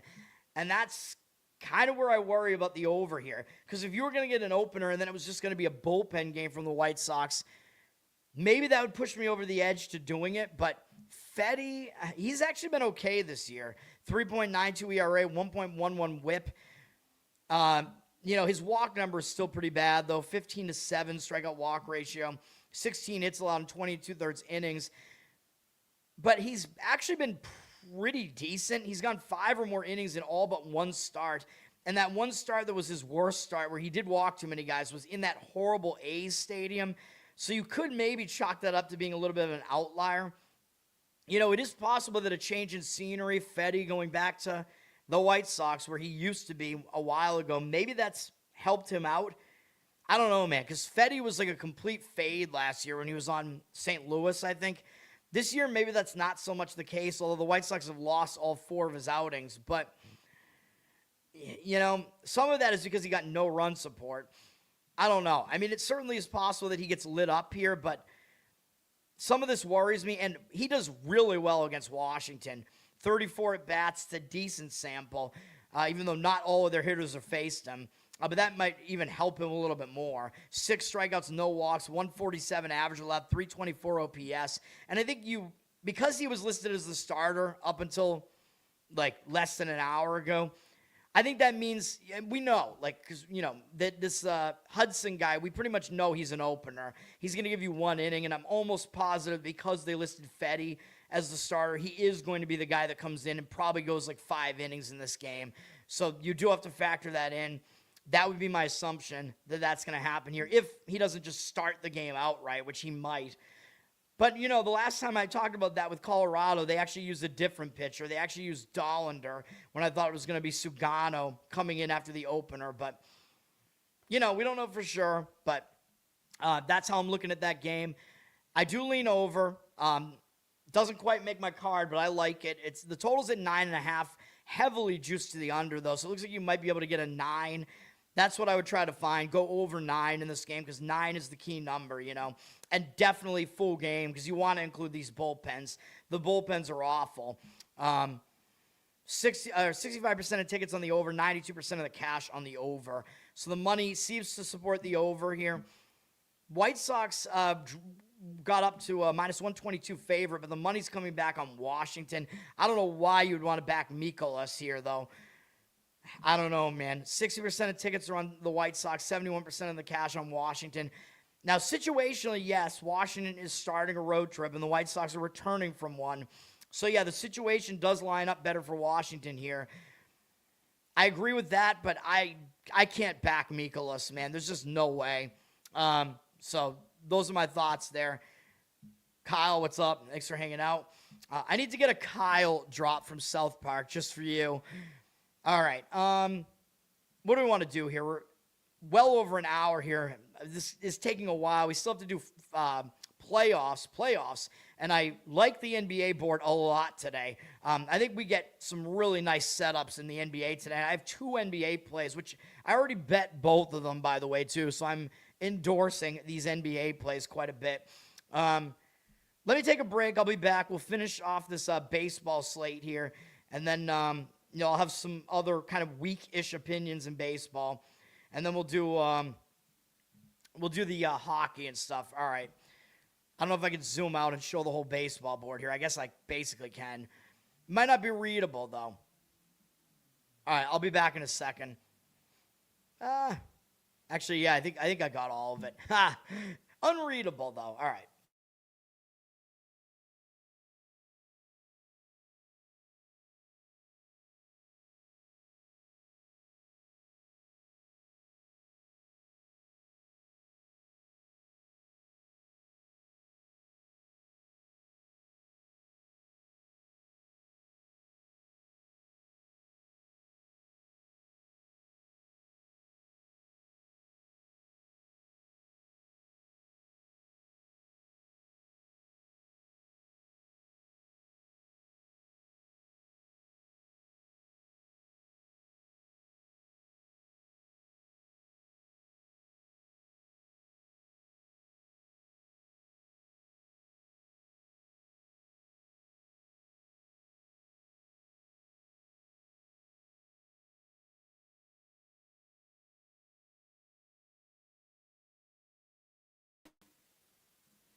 All right. Next game up is A's and Texas. A's and the Rangers, homeless at Texas. Texas played yesterday, but they're staying at home, so at least there's that. But yes, they did play, whereas the A's did not. The A's are coming in from playing in Seattle, so they're traveling across time zones here. But they do have rest, but their bullpen is not particularly good. Now, Texas did use 3 relief pitchers yesterday, but their bullpen is pretty good. So, Texas, I think you still give them a bullpen edge here, even though they're a little bit less rested. Their bullpen is moving up the ranks. They're at 6th in whip. Their ERA might be the 2nd best, maybe. They're a good bullpen. Let's just leave it at that. The A's, not so much. 23rd in whip. Not a great ERA either. So, yeah, Texas, despite the lack of rest, they got the better bullpen. This is a much more pitcher-friendly park than the A's are used to at their horrible AAA stadium. So that's something to keep in mind here as well. Hitting-wise, the A's, I think, do have the better offense, even though they've been actually a little bit worse than Texas. 13th versus 17th. Texas above the A's here in OPS, but I don't really find that to be accurate. I think the A's are the better offense, although it's kind of surprising they've been a little bit worse than Texas this year. They're getting better, though. But you'd think that the A's, the park that they play in versus Texas is, should really skew the numbers in the direction of the A's. Luis Severino is pitching for the A's, and we pretty much know the deal with him, at least last year. He was really good on the road, and he was terrible at home, terrible in that A's stadium. So he was like a different pitcher. This year, it sort of seems to be going in that direction, too. He has a 7.15 ERA at home. It is better on the road, 5.4, so he is better on the road again. Last year, it was even more extreme. This year, his overall numbers are just pretty bad, though. 6.2 ERA, 1.7 whip. His road starts, one of them was against Atlanta. I mean, he had them against Toronto, Atlanta, New York. I mean, those are not easy offenses to face, really. He had a ton of walks, though. The walks are really a concern with him, though. 27 to 20 strikeout walk ratio is insane. That is way too many walks in 24 and 2/3 innings. He's allowed fewer than 1 hit per inning, but the walks are a huge issue for him here. Going up against Texas, he doesn't have good numbers against Texas either. So if you think he's going to be, do well on the road, you can make that argument, but he has not been good against these Texas hitters in the past. 92 at bats worth, 19 to 9 strikeout walk ratio, 315 batting average allowed, 986 OPS. Those are bad numbers. And if you want player props and whatever, Jake Berger, 7 for 19 with 2 doubles and 4 home runs off him, 3 strikeouts and a walk. So maybe you could go grab a Berger. I always recommend hits plus runs plus RBIs, though, in doing it that way. Nimmo has also hit him pretty well, 5 for 13 with 2 doubles and a homer, 4 strikeouts, 2 walks. Doesn't look great for Severino coming into this, and he is going up against Nathan Eovaldi, who, despite his season numbers here, Eovaldi's definitely the better pitcher. I mean, we saw it last year. He was still really good last year, and I don't think he's totally fallen off yet. 5.06 ERA, 1.54 whip. I know that's not good, but overall this season, 29 strikeouts in 26 and 2/3 innings. His strikeout stuff still appears to be there. Ground ball rate is good, higher than the fly balls. Despite allowing 5 home runs, that seems kind of fluky to me, though. And he's allowed too many hits, though, which is kind of the problem. 33 hits in 26 and 2/3 innings. That is an issue, but his last 3 starts have been good. He's gone at least 5 innings in all 3 of them. 2 or fewer earned runs allowed in all of them. Granted, 2 of them were against Seattle, and 1 of them was in Seattle, and Seattle hasn't been hitting that well. 1 of them was at that horrible A's stadium, and, he did really well in that start. Now, maybe the issue with that, though, is that the A's just saw him. So I talk about that. He shut them out for 7 innings, so he might regress a little bit after that, and maybe the A's will, because they just saw him, maybe the A's will have something up their sleeve. We won on that game, by the way. I gave it a play on Texas in that game, I'm pretty sure. It was some really bad situational spot for the A's, and I like the pitching matchup. And, in fact, I think it was Eovaldi against Severino, probably. But, Eovaldi might do worse in this game. But does that mean he's going to do bad? Maybe not, because, he could do worse than that and still have a good outing here, obviously, because that was a really good outing from him.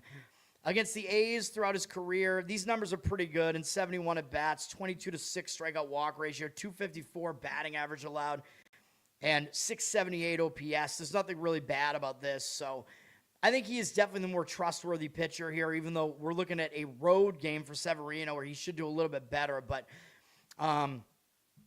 yeah, so Severino was the pitcher in that game against Texas, so I forgot to mention that. So both pitchers have that same disadvantage where these opposing lineups did see both of these pitchers, 2 starts ago. So that kind of gets negated, right? Because also these pitchers have been around forever, so they're not unfamiliar to these hitters anyway, so it doesn't really matter. So what do we do with this game? I don't know, man. I kind of like Texas, but the money is coming in on the A's here. Texas does have the rest disadvantage, I know. They're down to minus 142, but this pitching matchup just looks crazy to me. And then I still think Texas has the better bullpen, too. 58% of tickets on Texas, 60% of the cash on the A's, though. So the money's coming in on the A's. I don't know.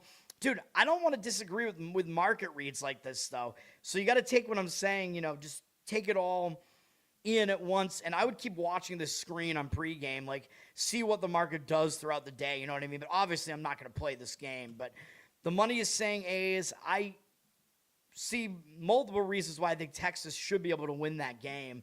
So, it's a game that is a pass. Yankees at Houston. Of course, the Yankees are coming up sweeping the Red Sox. They won a bunch of games in a row, 6 in a row probably. Now they're going to Houston. Houston has a rest advantage here, though.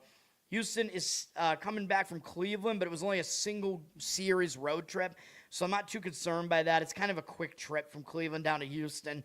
Not too bad, but again, they were not on a prolonged road trip, so I don't consider this to be a road trip return spot. You're not going to overlook the Yankees with the Yankees coming to town. Yankees at a slight rest disadvantage here. That should help Houston a little bit. Yankees only used 1 relief pitcher yesterday, so the Red Sox offense is so bad, they couldn't even get the Yankees to use a bunch of their relief pitchers. It is so bad. Coming into this game, the Yankees do have the better bullpen, even though it's not a great bullpen. They're 19th right now in whip. We have Houston is one of the worst bullpens. They're at 28th. They're really bad. 28th in whip. And, one of the worst ERAs as well. So you got to give the Yankees a bullpen edge still, even though generally Houston does have a rest advantage here. Both offenses have been good. Yankees have been moving up. They're 6th now in offense. Houston's been hitting a lot better than expected at 4th, but the Yankees overall probably have the better offense.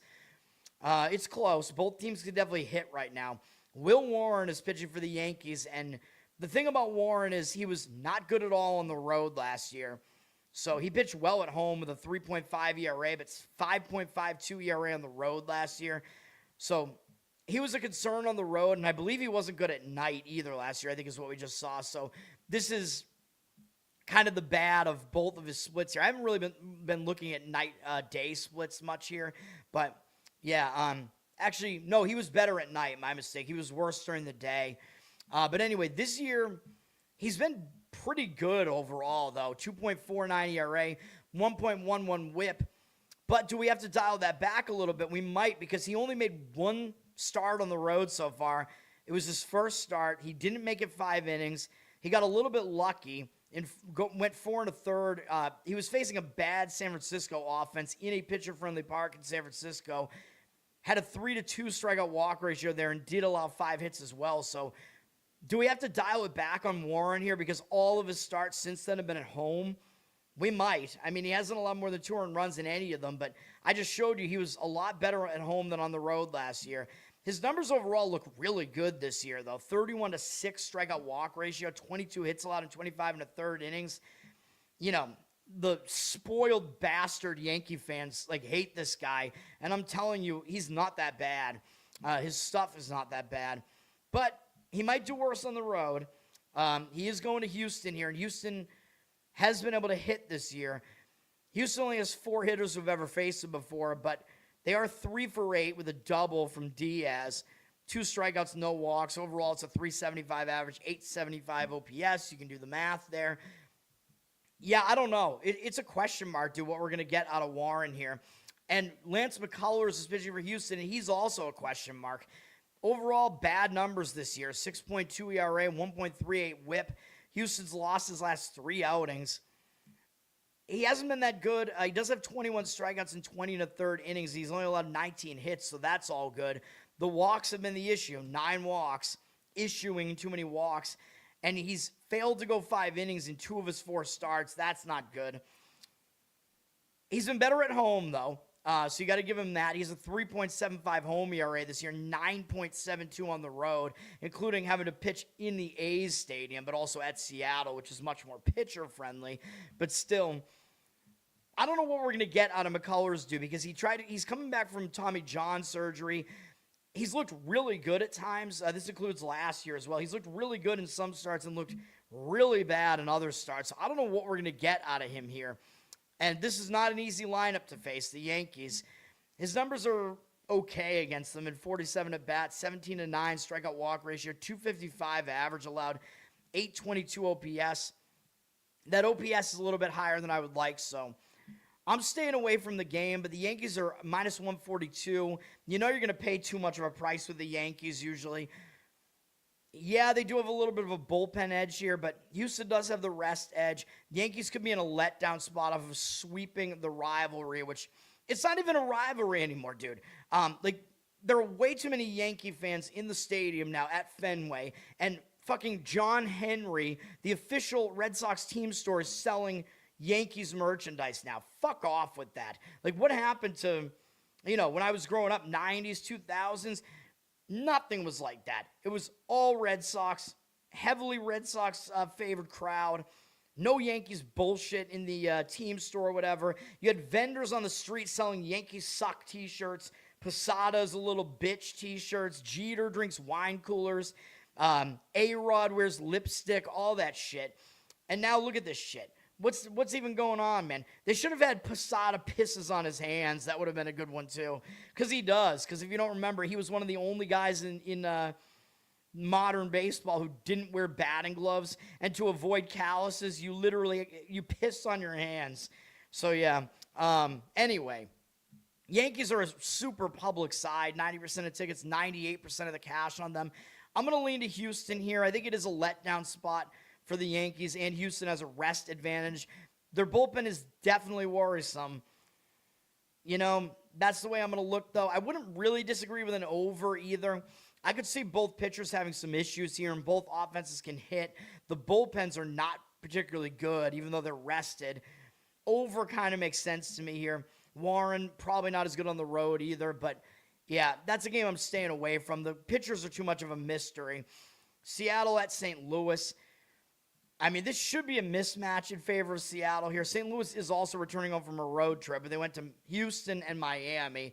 So, I talk about that. Teams returning home from road trips, a lot of times they get distracted being back home. They don't focus.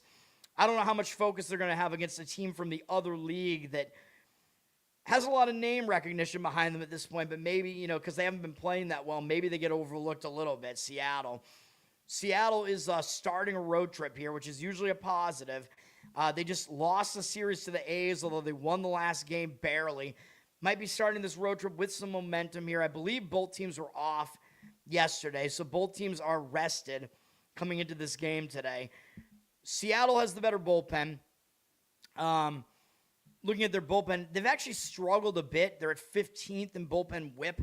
I think they have a pretty strong bullpen, though. They have a lot of the same guys they had last year. Their ERA is a lot better than that, so I think you'll see Seattle move back up a little bit in bullpen here. St. Louis is not good. They're at 22nd, almost 1.5 whip. That's bad. ERA over 5, bad. So, yeah, Seattle, you got to give them a bullpen edge. Offensively, Seattle really just hasn't come around yet. They're at 23rd. St. Louis is only at 20th, though, and I think overall Seattle probably does have the better offense, although it's been close this season. George Kirby is pitching for Seattle. Generally, yeah, he's definitely the better pitcher in this pitching matchup, so you could make the argument Seattle has the advantage in every aspect of this game.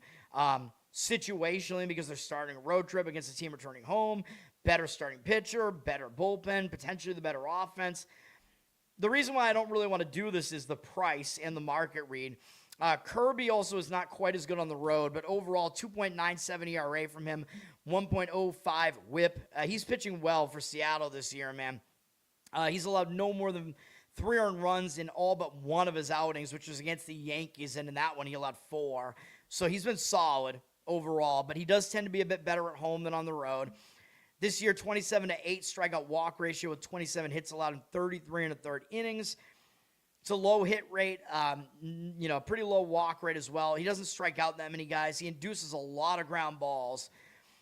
St. Louis, by the way, is a fairly pitcher-friendly park as well. His numbers against St. Louis, though, are actually not that good in 25 at-bats, so that's kind of the other reason why I'm worried about the Mariners here.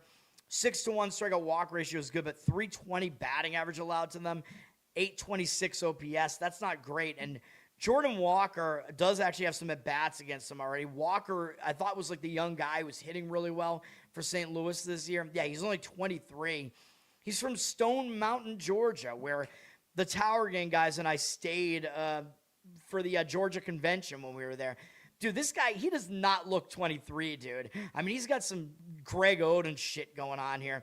Even though, black doesn't crack, man. So he's probably going to look exactly the same when he's 50. But, but Walker's been hitting really well this year. A 292 average is insane in this day and age. I'm used to it being like a good but not great batting average. But batting averages have all gone down the shitter. We need to bring back steroids and all that shit, man. Anyway, Andre Payante is pitching for the Cardinals here. He's not very good. 4.05 ERA is tolerable, but 1.45 whip is pretty bad. He has a really bad 12-11 strikeout walk ratio in 20 innings. That's bad. 18 hits allowed is pretty good, but way too many walks. He's not a strikeout guy. He does induce a decent amount of ground balls, but he's not a trustworthy pitcher, in my opinion. Against Seattle, his numbers are not bad at all, though. In 22 at-bats, only 5 hitters who have faced him. 3-4 strikeout walk ratio, so I shouldn't say at all. That's not good, but 227 batting average allowed, 573 OPS. So that does worry me a little bit. The matchup numbers seem to go in the face of the situation and whatever. And it almost does look kind of too easy to play Seattle at minus 137, even though they struggled a little bit. I don't know, man. Like, the public doesn't seem to want St. Louis, even though St. Louis has the better record and they're a home underdog here. Seattle is clearly the better team with the better pitcher here, though. 66% of tickets, 69% of the cash on Seattle. I'm going to lean Seattle here, but I don't want to do it, man. So that's a stay away from me. The money might slightly be indicating on them. Apple TV has 2 pretty good National League games here. The last game, as we get really late into this show here, last game is Cubs-Dodgers. This might be the best series of the weekend, man. This is a powerhouse series between 2 offenses that are good, 2 teams that are almost certainties to make the playoffs, I would say, already. Obviously, the Dodgers are one of them. These teams did both play yesterday. The Dodgers, I believe, are returning home from a road trip, but they only used 1 relief pitcher yesterday. The Cubs used 4. So the Cubs had to go to extra innings yesterday, so that's not good. But, of course, I said the Dodgers are returning home from a road trip. They did go to Colorado, but then they were in San Francisco. So going from San Francisco down to L.A., that's not a huge deal. And they didn't do well on the road trip. They lost 4 of the games on the road trip. They actually lost the road trip, believe it or not. They went 3-4 on the road trip. So the Dodgers might show up with some focus here, man, and have some new momentum after they finally escaped with a win. I told you they would win the final game against the Giants yesterday. And I liked, generally I kind of liked unders in that game, and I think the under probably did pan out in that game in the first. It definitely did in the full game, but first 5, I think probably 2. Chicago is coming off that tough extra inning game. They're on a huge win streak right now. They've won 9 or 10 games in a row. They just swept Philadelphia. But for Chicago, they're having to travel out west, and I don't love that. When a team from, a central or eastern time zone goes out west, it can kind of mess with their biological clock a little bit. They're coming off an extra inning game. So even though the Dodgers are returning home from a road trip, I don't love how this sets up for the Cubs here, really, for the situation. As far as the bullpens, both bullpens have been fine, generally. Cubs use theirs a little bit more, and they do. I think the Cubs do have the better bullpen. Their ERA is definitely better in the 3s, Dodgers in the 4s. Dodgers have had the slightly better bullpen whip, and they are the more rested bullpen. So, It is, I guess, close, but I think the Cubs do have a slightly better bullpen. Cubs have been hitting really well. They're third now, but the Dodgers obviously are their best offense in baseball. But again, we have two very powerful offenses, which maybe that means there might be some value going under in this game because these offenses are just so prolific. The pitching matchup isn't really terrible here, and these are not household names. Jameson Taillon is pitching for the Cubs. He's having a decent season again. I mean, again, he's a guy that just goes overlooked, but he usually goes out there and pitches decent. 3.97 ERA, 1.28 whip. Overall, his numbers are fine. Maybe too many walks. 21-9 strikeout walk ratio. Yeah, definitely it is too many walks. And too high a fly ball rate. 6 home runs allowed. That's kind of the issue with him. Too many fly balls, too many home runs, but he's allowed fewer than 1 hit per inning. And yeah, the walks are a concern as well.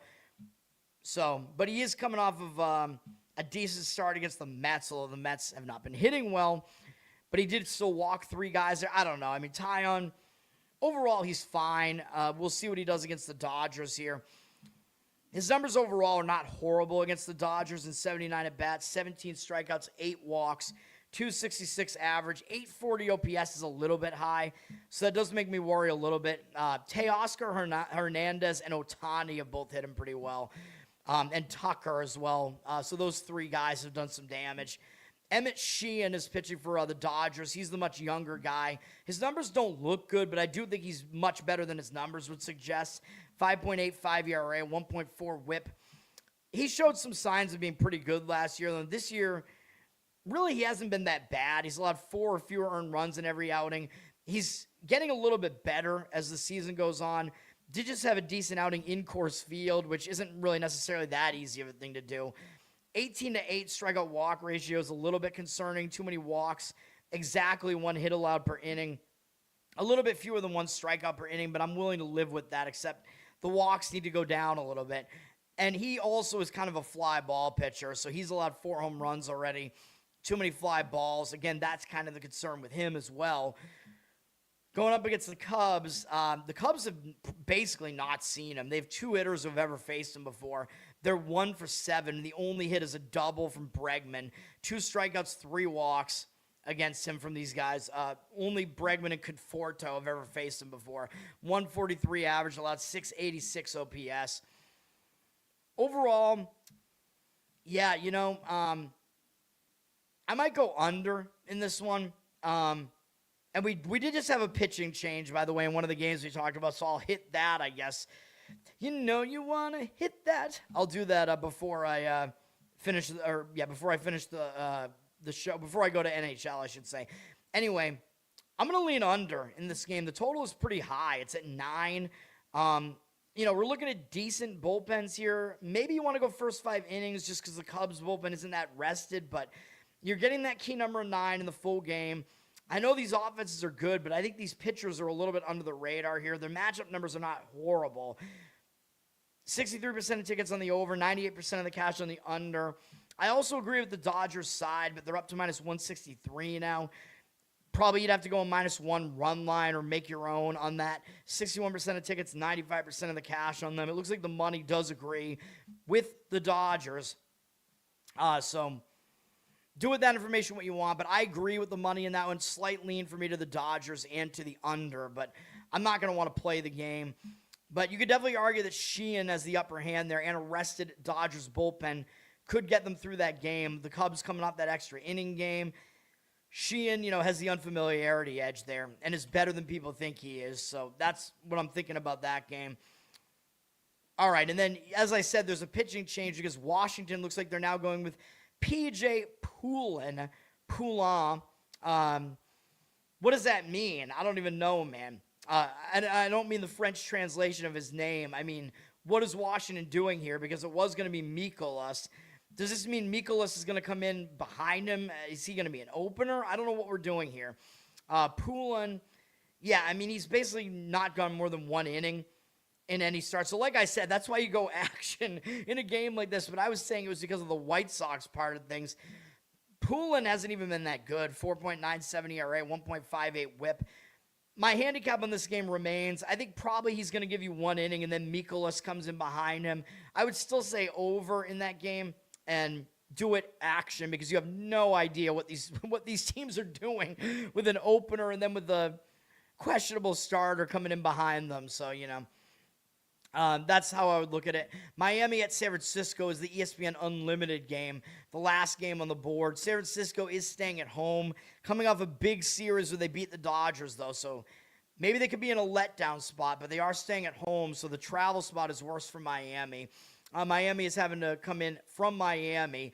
But then again, starting a road trip, a lot of times the team will be focused. But I don't love these East teams going all the way out west for a late game because it messes with your biological clock. I think that plus the day off for Miami could mess with their hitting. Even though, yes, Miami is on rest here. They didn't play yesterday. And San Francisco, I believe, did, right? Yeah, against the Dodgers. So Miami does have a rest advantage here. San Francisco does have a pretty good bullpen. They only used Tidwell out of the bullpen yesterday, so their bullpen is pretty good, and it's rested. San Francisco has the 8th-ranked bullpen. Miami actually has the 5th-ranked bullpen, although I think that's in whip. I think San Francisco probably does actually have the better bullpen, though. But they've both been pretty good, so the bullpens, I think, are all right here. Miami has actually hit well this year at 9th, although I don't really trust their offense, but San Francisco's 28th, so I think obviously you got to give Miami an offensive edge to some extent here. Do you give them the starting pitching edge here? Maybe. Sandy Alcantara is pitching for the Marlins. He still has good overall numbers this year. 3.06 ERA, 1.05 whip, but people were talking about this guy maybe being a Cy Young candidate. I would say not so fast, man. His first 3 outings were at home against Colorado, the White Sox, and Cincinnati, and those, we know those are not particularly good offenses, and some of them not particularly good when they're on the road. Then he had to face Detroit on the road. He got absolutely lit up in that game. He faced Milwaukee in his last outing, and he walked 6 guys. Milwaukee. That's really, really bad. So, yeah, Alcantara, I'm not ready to say that he's back, dude, unfortunately, because he was a Cy Young level pitcher in the past, but he had injuries, Tommy John, whatever. He's getting a little bit up there in age at 30 now. He just hasn't been able to bounce back, dude. He showed some signs of it late last year. He looked pretty good through 3 starts this year, but he's in bad form right now. I'm not ready to trust him right now. Maybe they've overworked him, too, because he's been throwing a full starter's workload here, including a complete game against the White Sox. He's got 23 strikeouts, which is way low for 35 and a third innings, man. So he used to be a pretty intense strikeout pitcher, and his strikeouts have gone down. That means his stuff is not as good. It means his fastball probably has something taken off of it. 12 walks, that's not good, although I know 6 of them were in one game. 4 home runs allowed in his last 2 starts. That doesn't look good. Only 25 hits allowed over his entire season so far, though, so that's a good number. But, yeah, I'm not sure he's totally trustworthy right now. He does get an easy lineup to face here, San Francisco, and he is doing it on the road in a pitcher-friendly park. They only have 5 hitters who faced him, 24 at-bats against him. 7-1 strikeout walk ratio is good. 292 average is not that good, though. 653 OPS is fine. Only 1 extra base hit, a double from Chapman. Overall, I don't know if I fully trust Alcantara here right now, though. Overall, he is the better pitcher, I would say, over Adrian Hauser. Hauser not having a good season here, 5.4 ERA, 1.57 whip. Hauser did actually pitch decently last year, though, even though he moved around and a couple of different teams got rid of him last year. This year, though, it's not going too well for him. 11-7 strikeout walk ratio and 27 hits allowed in 21 and a third innings. None of these numbers are good. So I don't know. I don't think he's very trustworthy here. Going up against, who are we talking about? The Marlins. He only has 11 at-bats against them, or they only have 11 against him. They only have 5 hitters who have faced him. This is including Alcantara, who obviously is not going to be in the lineup now that everybody has the DH. I think the National League didn't go back to pitchers hitting, right? I'm pretty sure they didn't, because I think Ohtani DHs. 2 strikeouts, no walks, 273 average, will have 545 OPS. So he does have a good history in a very limited sample, though, against these guys, against Miami. I don't know, man. I don't know what we want to do with this game. This game I can't figure out. The money is sort of backing Miami after they dropped from -135 to -108. 58% of tickets, 61% of the cash on them. I could see the argument for it because San Francisco's coming off a big series against the Dodgers. Could be a hangover here. Miami has a day of rest here. They might have the better starting pitcher here. They do have the better offense, and the bullpens are fairly comparable. So Miami checks more of the boxes in this game, let's say. But I don't think it's enough. And the money is somewhat coming in on the over as well, even though it's a pitcher-friendly ballpark. 7.5, pretty low total, kind of indicates it should be more of a pitching game here. And the bullpens should be game for it, but I don't know if the starters are going to be up to the task. 71% of tickets, 83% of the cash on the over. I don't want to do anything with the game, so I give out one MLB play today. Don't love the board. Hockey, I'm skipping. I'm being selective, man, even though I'm going full bore on the NBA today, but it's because I really like the NBA situational setups today. Don't really love it in hockey. The first game up in hockey is Tampa Bay and Montreal. They split in the first two games in Tampa, and now they're having to go to Montreal. Montreal has been pretty good at home, 24-15-2, but Tampa Bay, 24-12-5 on the road. That's not a bad road record at all, so Tampa could certainly compete on the road here. Tampa has, I think, been the better team in the series slightly. Both games were one-goal games. If you kind of dive into the box score, Tampa was kind of the better team. They had more shots, more face-off wins. Montreal was the more physical team. This is in game 2, the overtime game where we pushed our bet because I put part of it on the puck line there. It was basically a -1 puck line there. All these games are on TNT, TBS, True TV, HBO Max, some combination of those. I have no good feel for this game, man. I really don't. I know I have Tampa as my champion in my bracket, but the money is coming in on Montreal. Tampa dropped from -130 to -117. 72% of tickets, 87% of the cash on Montreal here. Montreal looks a little bit public, though. But, the public, I don't know if they're really going to be playing hockey too much here. They might be more focused on NBA playoffs. But I don't know. This is playoffs. We'll see what the market does. I want to see where this market moves. I don't know. I kind of like Tampa Bay a little bit because I think they're going to win the series. And, I think they've been the slightly better team in the series. But going up to Montreal, not going to be that easy. But, again, I think Tampa Bay has the better goaltender and more experience. So they definitely have more experience. So I think that kind of wins out in these series. We will see. Maybe you could say the same for Vegas here at Utah. But this money looks like it's all over Utah.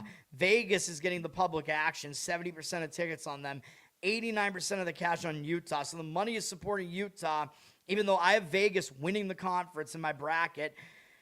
Had to go with, you know how I do it, man. I look at who's picking whom, and then I go with the odds where I think a team is being underpicked. Vegas had the second best odds to win the West. So that's what I did. John Tortorella kind of gave him a spark there. He's an experienced coach. Vegas, I think, has the more experienced team, even though they're using Hart in net, and he's not that experienced. Utah, they don't have that much playoff experience, man, although the money is heavily indicating on Utah here. So I can't really disagree with Utah in this one based on that market read, unfortunately. Vegas did lose the second game after the team split the two games in Vegas, and Utah was actually the better team in that game. Utah had more shots. Face-offs were even. Utah was more physical in the game. So that might be a problem, and it's going to be in elevation here, even though it's not a far travel spot. I don't know if Vegas is going to hold up in elevation. Vegas was also not good on the road. 19-14-8. That's not good. Utah was decent at home. 22-16-3.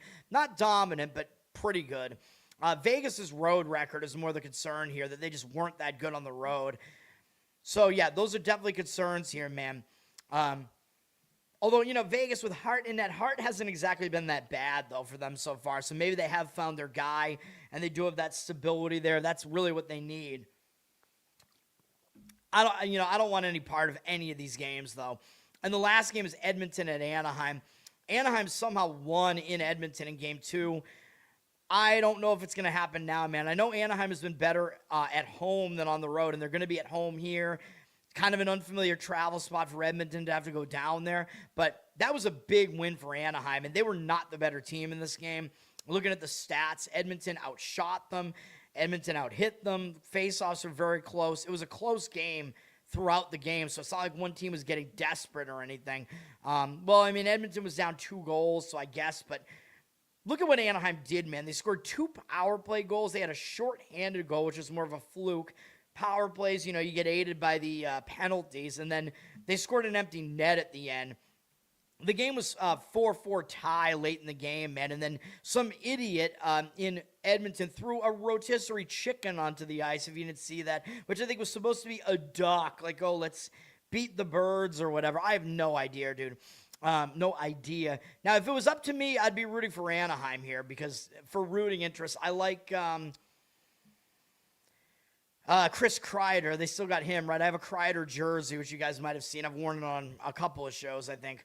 But Kreider is a hometown guy, man. He's from the Boston area.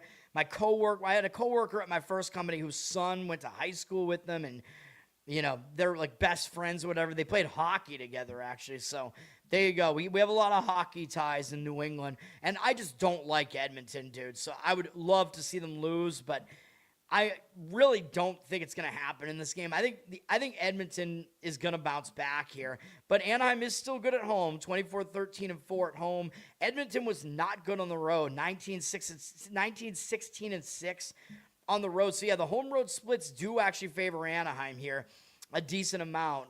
So Anaheim does have that in their back pocket, but they're the less experienced team. Edmonton's been here and done this before, and in a tied series like this, coming off a game where Edmonton probably should have won, I'm going to lean Edmonton. They're at minus 132. I think this is probably the strongest out of the 3 here. Anaheim has 61% of the tickets, which shocks me that the public would want Anaheim here. Makes no sense. 76% of the actual cash on Edmonton. I'll agree with that market read.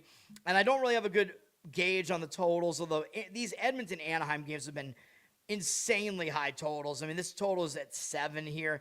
Usually you don't see that in hockey. So books had juiced the 6.5 at minus 155, trying to not go to the 7. Because it is kind of a key number, because you got to break the tie at some point. It's playoffs. Well, actually, even when it's not playoffs, you have to break a tie now. So, yeah, whatever. Anyway, yeah, I don't think I have much else to say about this. But, yeah, I mean, these have been over games for sure. I mean, these teams don't have trustworthy goaltending, in my opinion, or defenses. The other 2 games are both reasonably priced totals at 6.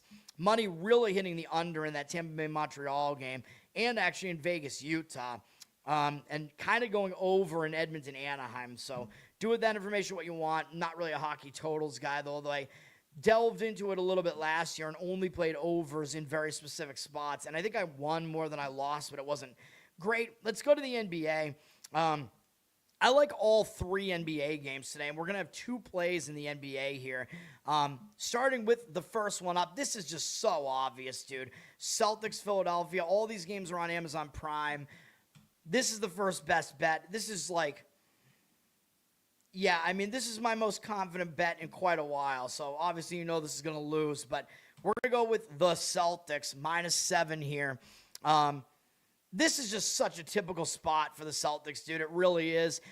This is what I've been doing the last 2 or 3 years. In the Joe Mazzulla era, just bet this spot every fucking time, and you're going to win almost every one of the bets. The Celtics, it's ridiculous how predictable they are. The Celtics, in Game 2, they tend to have a huge letdown, because this is what happens. The Celtics are like always the better team. They're always a huge favorite at home. They blow the opponent out in Game 1, and lucky for me, I usually go to Game 1. Not this year, though, because I'm trying to save money. Then what happens? The Celtics get super complacent, and they just totally sleepwalk in Game 2, think it's going to be easy, overlook the opponent, and what happens? They lose. And that's what happened again here. Philadelphia beat them by 14 points. Clearly, the Celtics are the better team here. Clearly, they just completely overlooked them. The Celtics could have won that game. It was close late in the game. It looked like the Celtics were going to come back and win the game, and then I don't know what they did at the end of that game. But what happens, though, after that happens? Yeah, the Celtics refocus after that, and they go in, and they're always like, fuck that, and they just go in and just annihilate that team and just stomp on their throat and win the series, and that's what's happened with the Celtics when they've been healthy and whatever. Of course, I mean, it didn't play out in the Knicks series last year, but they lost Game 1, so that threw off the whole series, and Tatum got hurt, obviously. That's what really threw off the series. Celtics should have won game 1 and 2 in that series, but whatever. Anyway, yeah, this is just a typical spot. Philadelphia's still without Embiid. Celtics are obviously the better team. They're the deeper team. They're coming off a bad performance. The Celtics are getting a lot of the money here. You might have to lay 7.5 on this. 7 is preferable, and I found it right at -110, dude. I already bet this. I found it at the book that starts with a C, I believe, was where I found this one, which actually I thought they didn't even carry Celtic games because the Celtics have ownership with them. Like, I tried to bet the Celtics when I was in Vegas at CP, that sounds really bad. At the place of the Roman emperor that starts with the C. You know what I'm talking about. I could say Caesar's Palace. It's a Vegas casino. You know what I'm talking about. But I tried to go there and bet on the Celtics when I was there, and they didn't have it available because of the ownership conflict. I don't know. Whatever. I tried to bet against the Celtics, actually, and I ran to the Mirage, which took a half hour just to get to the next casino over, just to place a bet that wound up losing in a close call. But at least the Celtics, I think, won that game. It was a playoff game, but Celtics...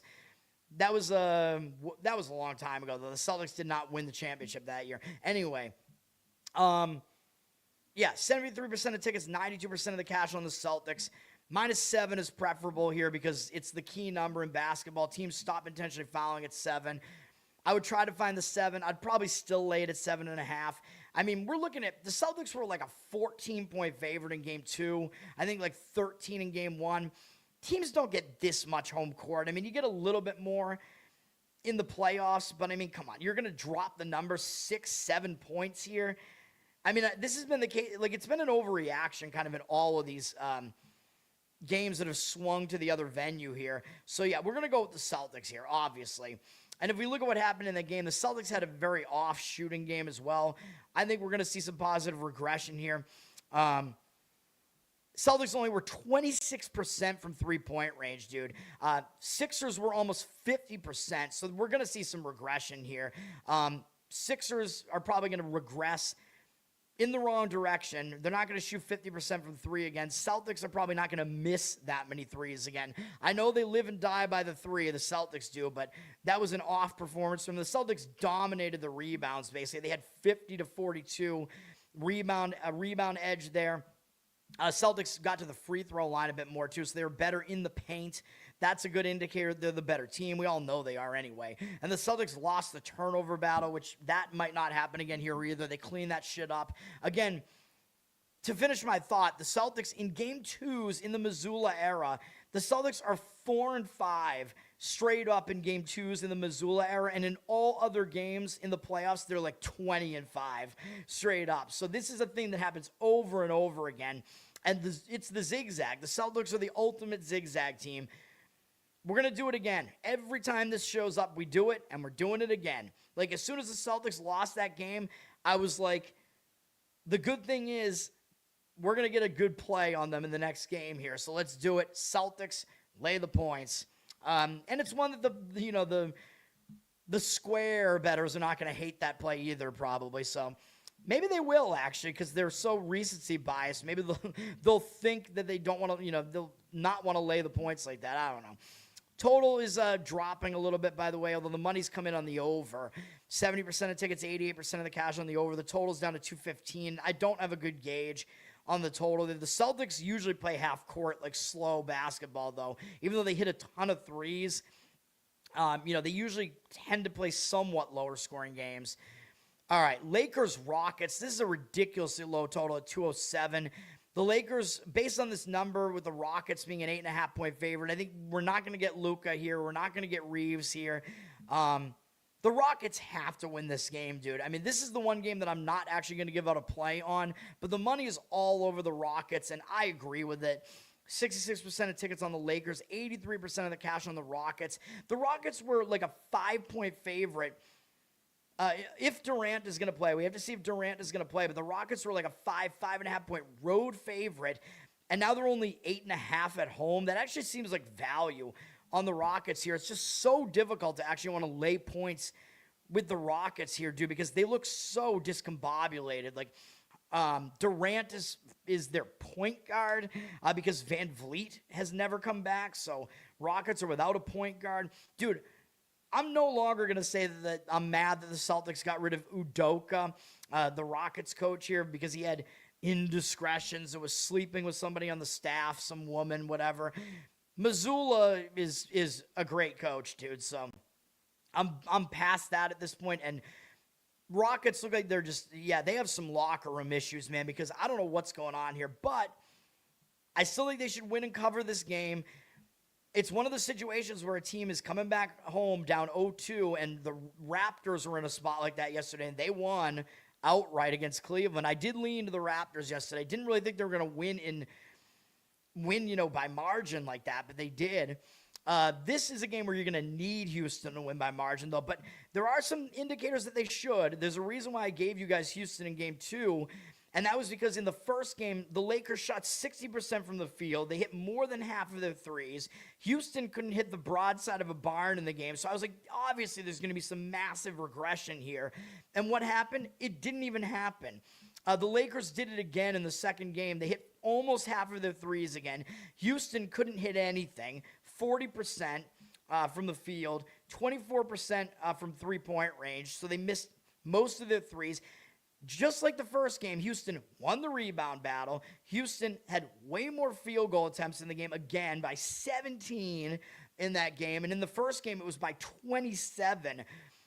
Like, you never see that. In 2 games in a row, you, never see this, where a team dominates, the field goal, possessions like that, and they lose the game.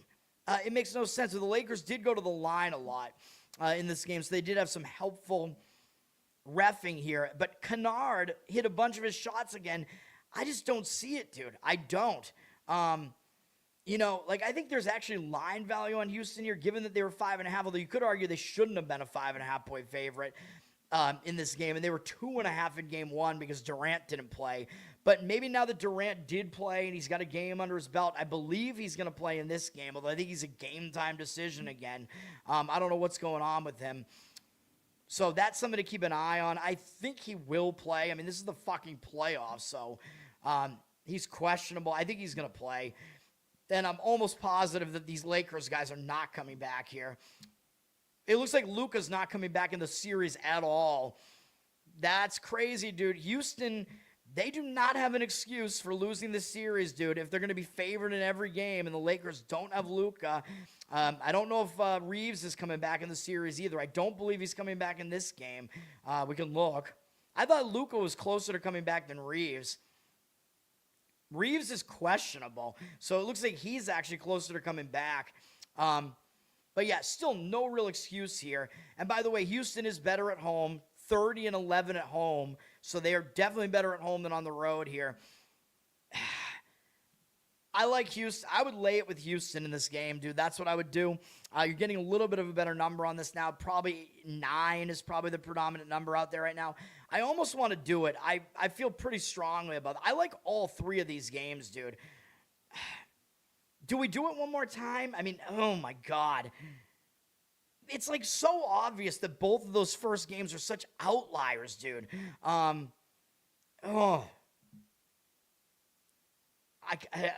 kind of want to do it, but there are just so many. There are so many question marks in this game. We'll stay off of it, but man, yeah, I just don't like the slight question marks here. But I like Houston in that game. That's almost a play for me. And the last game is going to be a play. This one I feel more confident about. I feel very confident about the Celtics. This one I think is good as well. I think we're getting a nice number on this. We're going to lay the points with the Spurs as well, -2.5. Maybe it looks too easy. 61% of tickets, 71% of the cash on the Spurs here. Of course, the line is kind of indicating that Wembanyama might not be playing in this game, but you know what I always talk about. Injured player theory. When your star player goes down, that first game without him, a lot of times the team will be undervalued and they're going to show up and play really hard without him. So I like that. The Spurs played the Trailblazers 3 times during the regular season and won 2 of those games, and Wembanyama didn't play in any of them. So the Spurs are able to beat the Blazers without Wemba. They've done it before. The Spurs are the more, they're the better. I don't want to say they're more experienced, but they're better. I think they have the better coach. I think they have the deeper roster. And they're coming off an ugly loss at home, and it was because Wembanyama got hurt, which I think threw off the game. And if you guys didn't see it, he's not even really injured, so I think there was a chance he might play here. But the thing is, if you didn't see it early in the game, it was the second quarter, I think he fell onto his face on the court, and he got put in concussion protocol, which means that you can't play for 48 hours. And now he is going to surpass the 48 hours here because they're switching venues here to Portland, so they've had 2 days off. But he's going to have to get cleared by medical staff, so he might actually even play in this game. And if that's the case, this line is going up because Portland was San Antonio was an 11.5 point favorite in this game. They were winning a decent chunk of this game. They won the rebound battle, so even without Wemba, they lost the turnover battle, which, you can clean shit like that up. And yeah, I mean, the game, wound up just being kind of close, but Portland also was minus 18 from 3-point range, which, so were the Celtics, I believe. So that should kind of have positive regression there, too. The fact that Portland shot 29% from three, they're probably going to improve on that number there. So I think there is positive regression there. So that was part of the reason why the Blazers were able to win this game. But just in general, when you have a team that was a double-digit favorite, they're clearly the better team, and then they lose that game, you're going to get like a big focused effort out of them in the next game. I think that's what we're going to get out of the Spurs here. The Spurs were pretty good on the road, 29-12, actually better than the Blazers' home record, even though the Blazers were better at home than on the road. 24-17 is still not really a dominant home record. I like this. We're going to do it. Spurs. And this is a very cheap price, especially given that the Spurs were 11.5 in that game. Now, you've shaved 9 points off of the line because Wemba might not play. Well, that is big, of course. Wemba probably is worth like 4 points. But still, even if you take 4 points off, there's like where do the other 5.5 points come from? I think that's still an overreaction to all of this. You know what I mean? Blazers don't really have that much of a home advantage, I don't think. So I still think it's probably maybe 2 points at most in the NBA here, even in the playoffs. And there's a chance that Wemba plays, like I said. So if you get this low number here, that number's going to go up. Let's just take a look here. He's questionable, so he might play. But even if he doesn't, like I said, I like the value in this number. It'll be the injured player spot if he doesn't play. So we're playing the Spurs. That's going to do it, man. I like all three favorites. When do I ever say that? I like all three favorites in the NBA today, and those will be our 2 plays on the road favorites. There you go. I mean, these are just mismatch series, dude. I mean, come on. And you're getting teams that are both off double-digit ridiculous losses. Let's do it. Let's get some wins today, man. That's going to do it, finally. The plays today are under first 5 innings in Pirates Brewers. That's the only baseball play. I know it seems obvious with Skeens on the mound, but I think Woodruff gets overlooked a little bit, so we're going to do that. Celtics -7. Try to find the 7 if you can. I'd still probably lay the 7.5, but obviously I saw the 7, so I'm going to just grab that. It's the better, you're on the right side of the key number there, but I'd still probably do it at 7.5, and hopefully it just happens, and you don't have to worry about it. And San Antonio, -2.5. That's going to do it. Learn to Toad on Twitter. Subscribe to me there. You can help me out. Learn to Toad on Instagram. I put out the short-form videos there. Obviously, subscribe here. We got to boost these numbers, man. My recent record is good. Let's go. Let's get some more fucking viewers here. I know I'm very long-winded. I'm going to give you more detail, though. For free, I'm giving out more free betting info than anybody on the planet. Let's go, baby. We're on audio as well with this thing. Apple, Spotify, you can give me good reviews over there. Listening helps out as well because there are ads. I know that sucks, but, you got to monetize. Patreon.com/LearnToToad. Don't really do much with it. I apologize. I got to get some updates going on there. Covered in Uke is my Uke channel on YouTube. You can check that out. Losercast every Tuesday. The Giants G-Spot podcast, which we should have done like a live draft reaction show last night, but I don't know why that went over my head. But we did do a draft preview, and it's me and Ben Weir and sometimes Adam Nutter. So we'll be covering the Giants, even though that's not my team, but I love Jackson Dart. He's my man. So I'm on that show. You can check that out.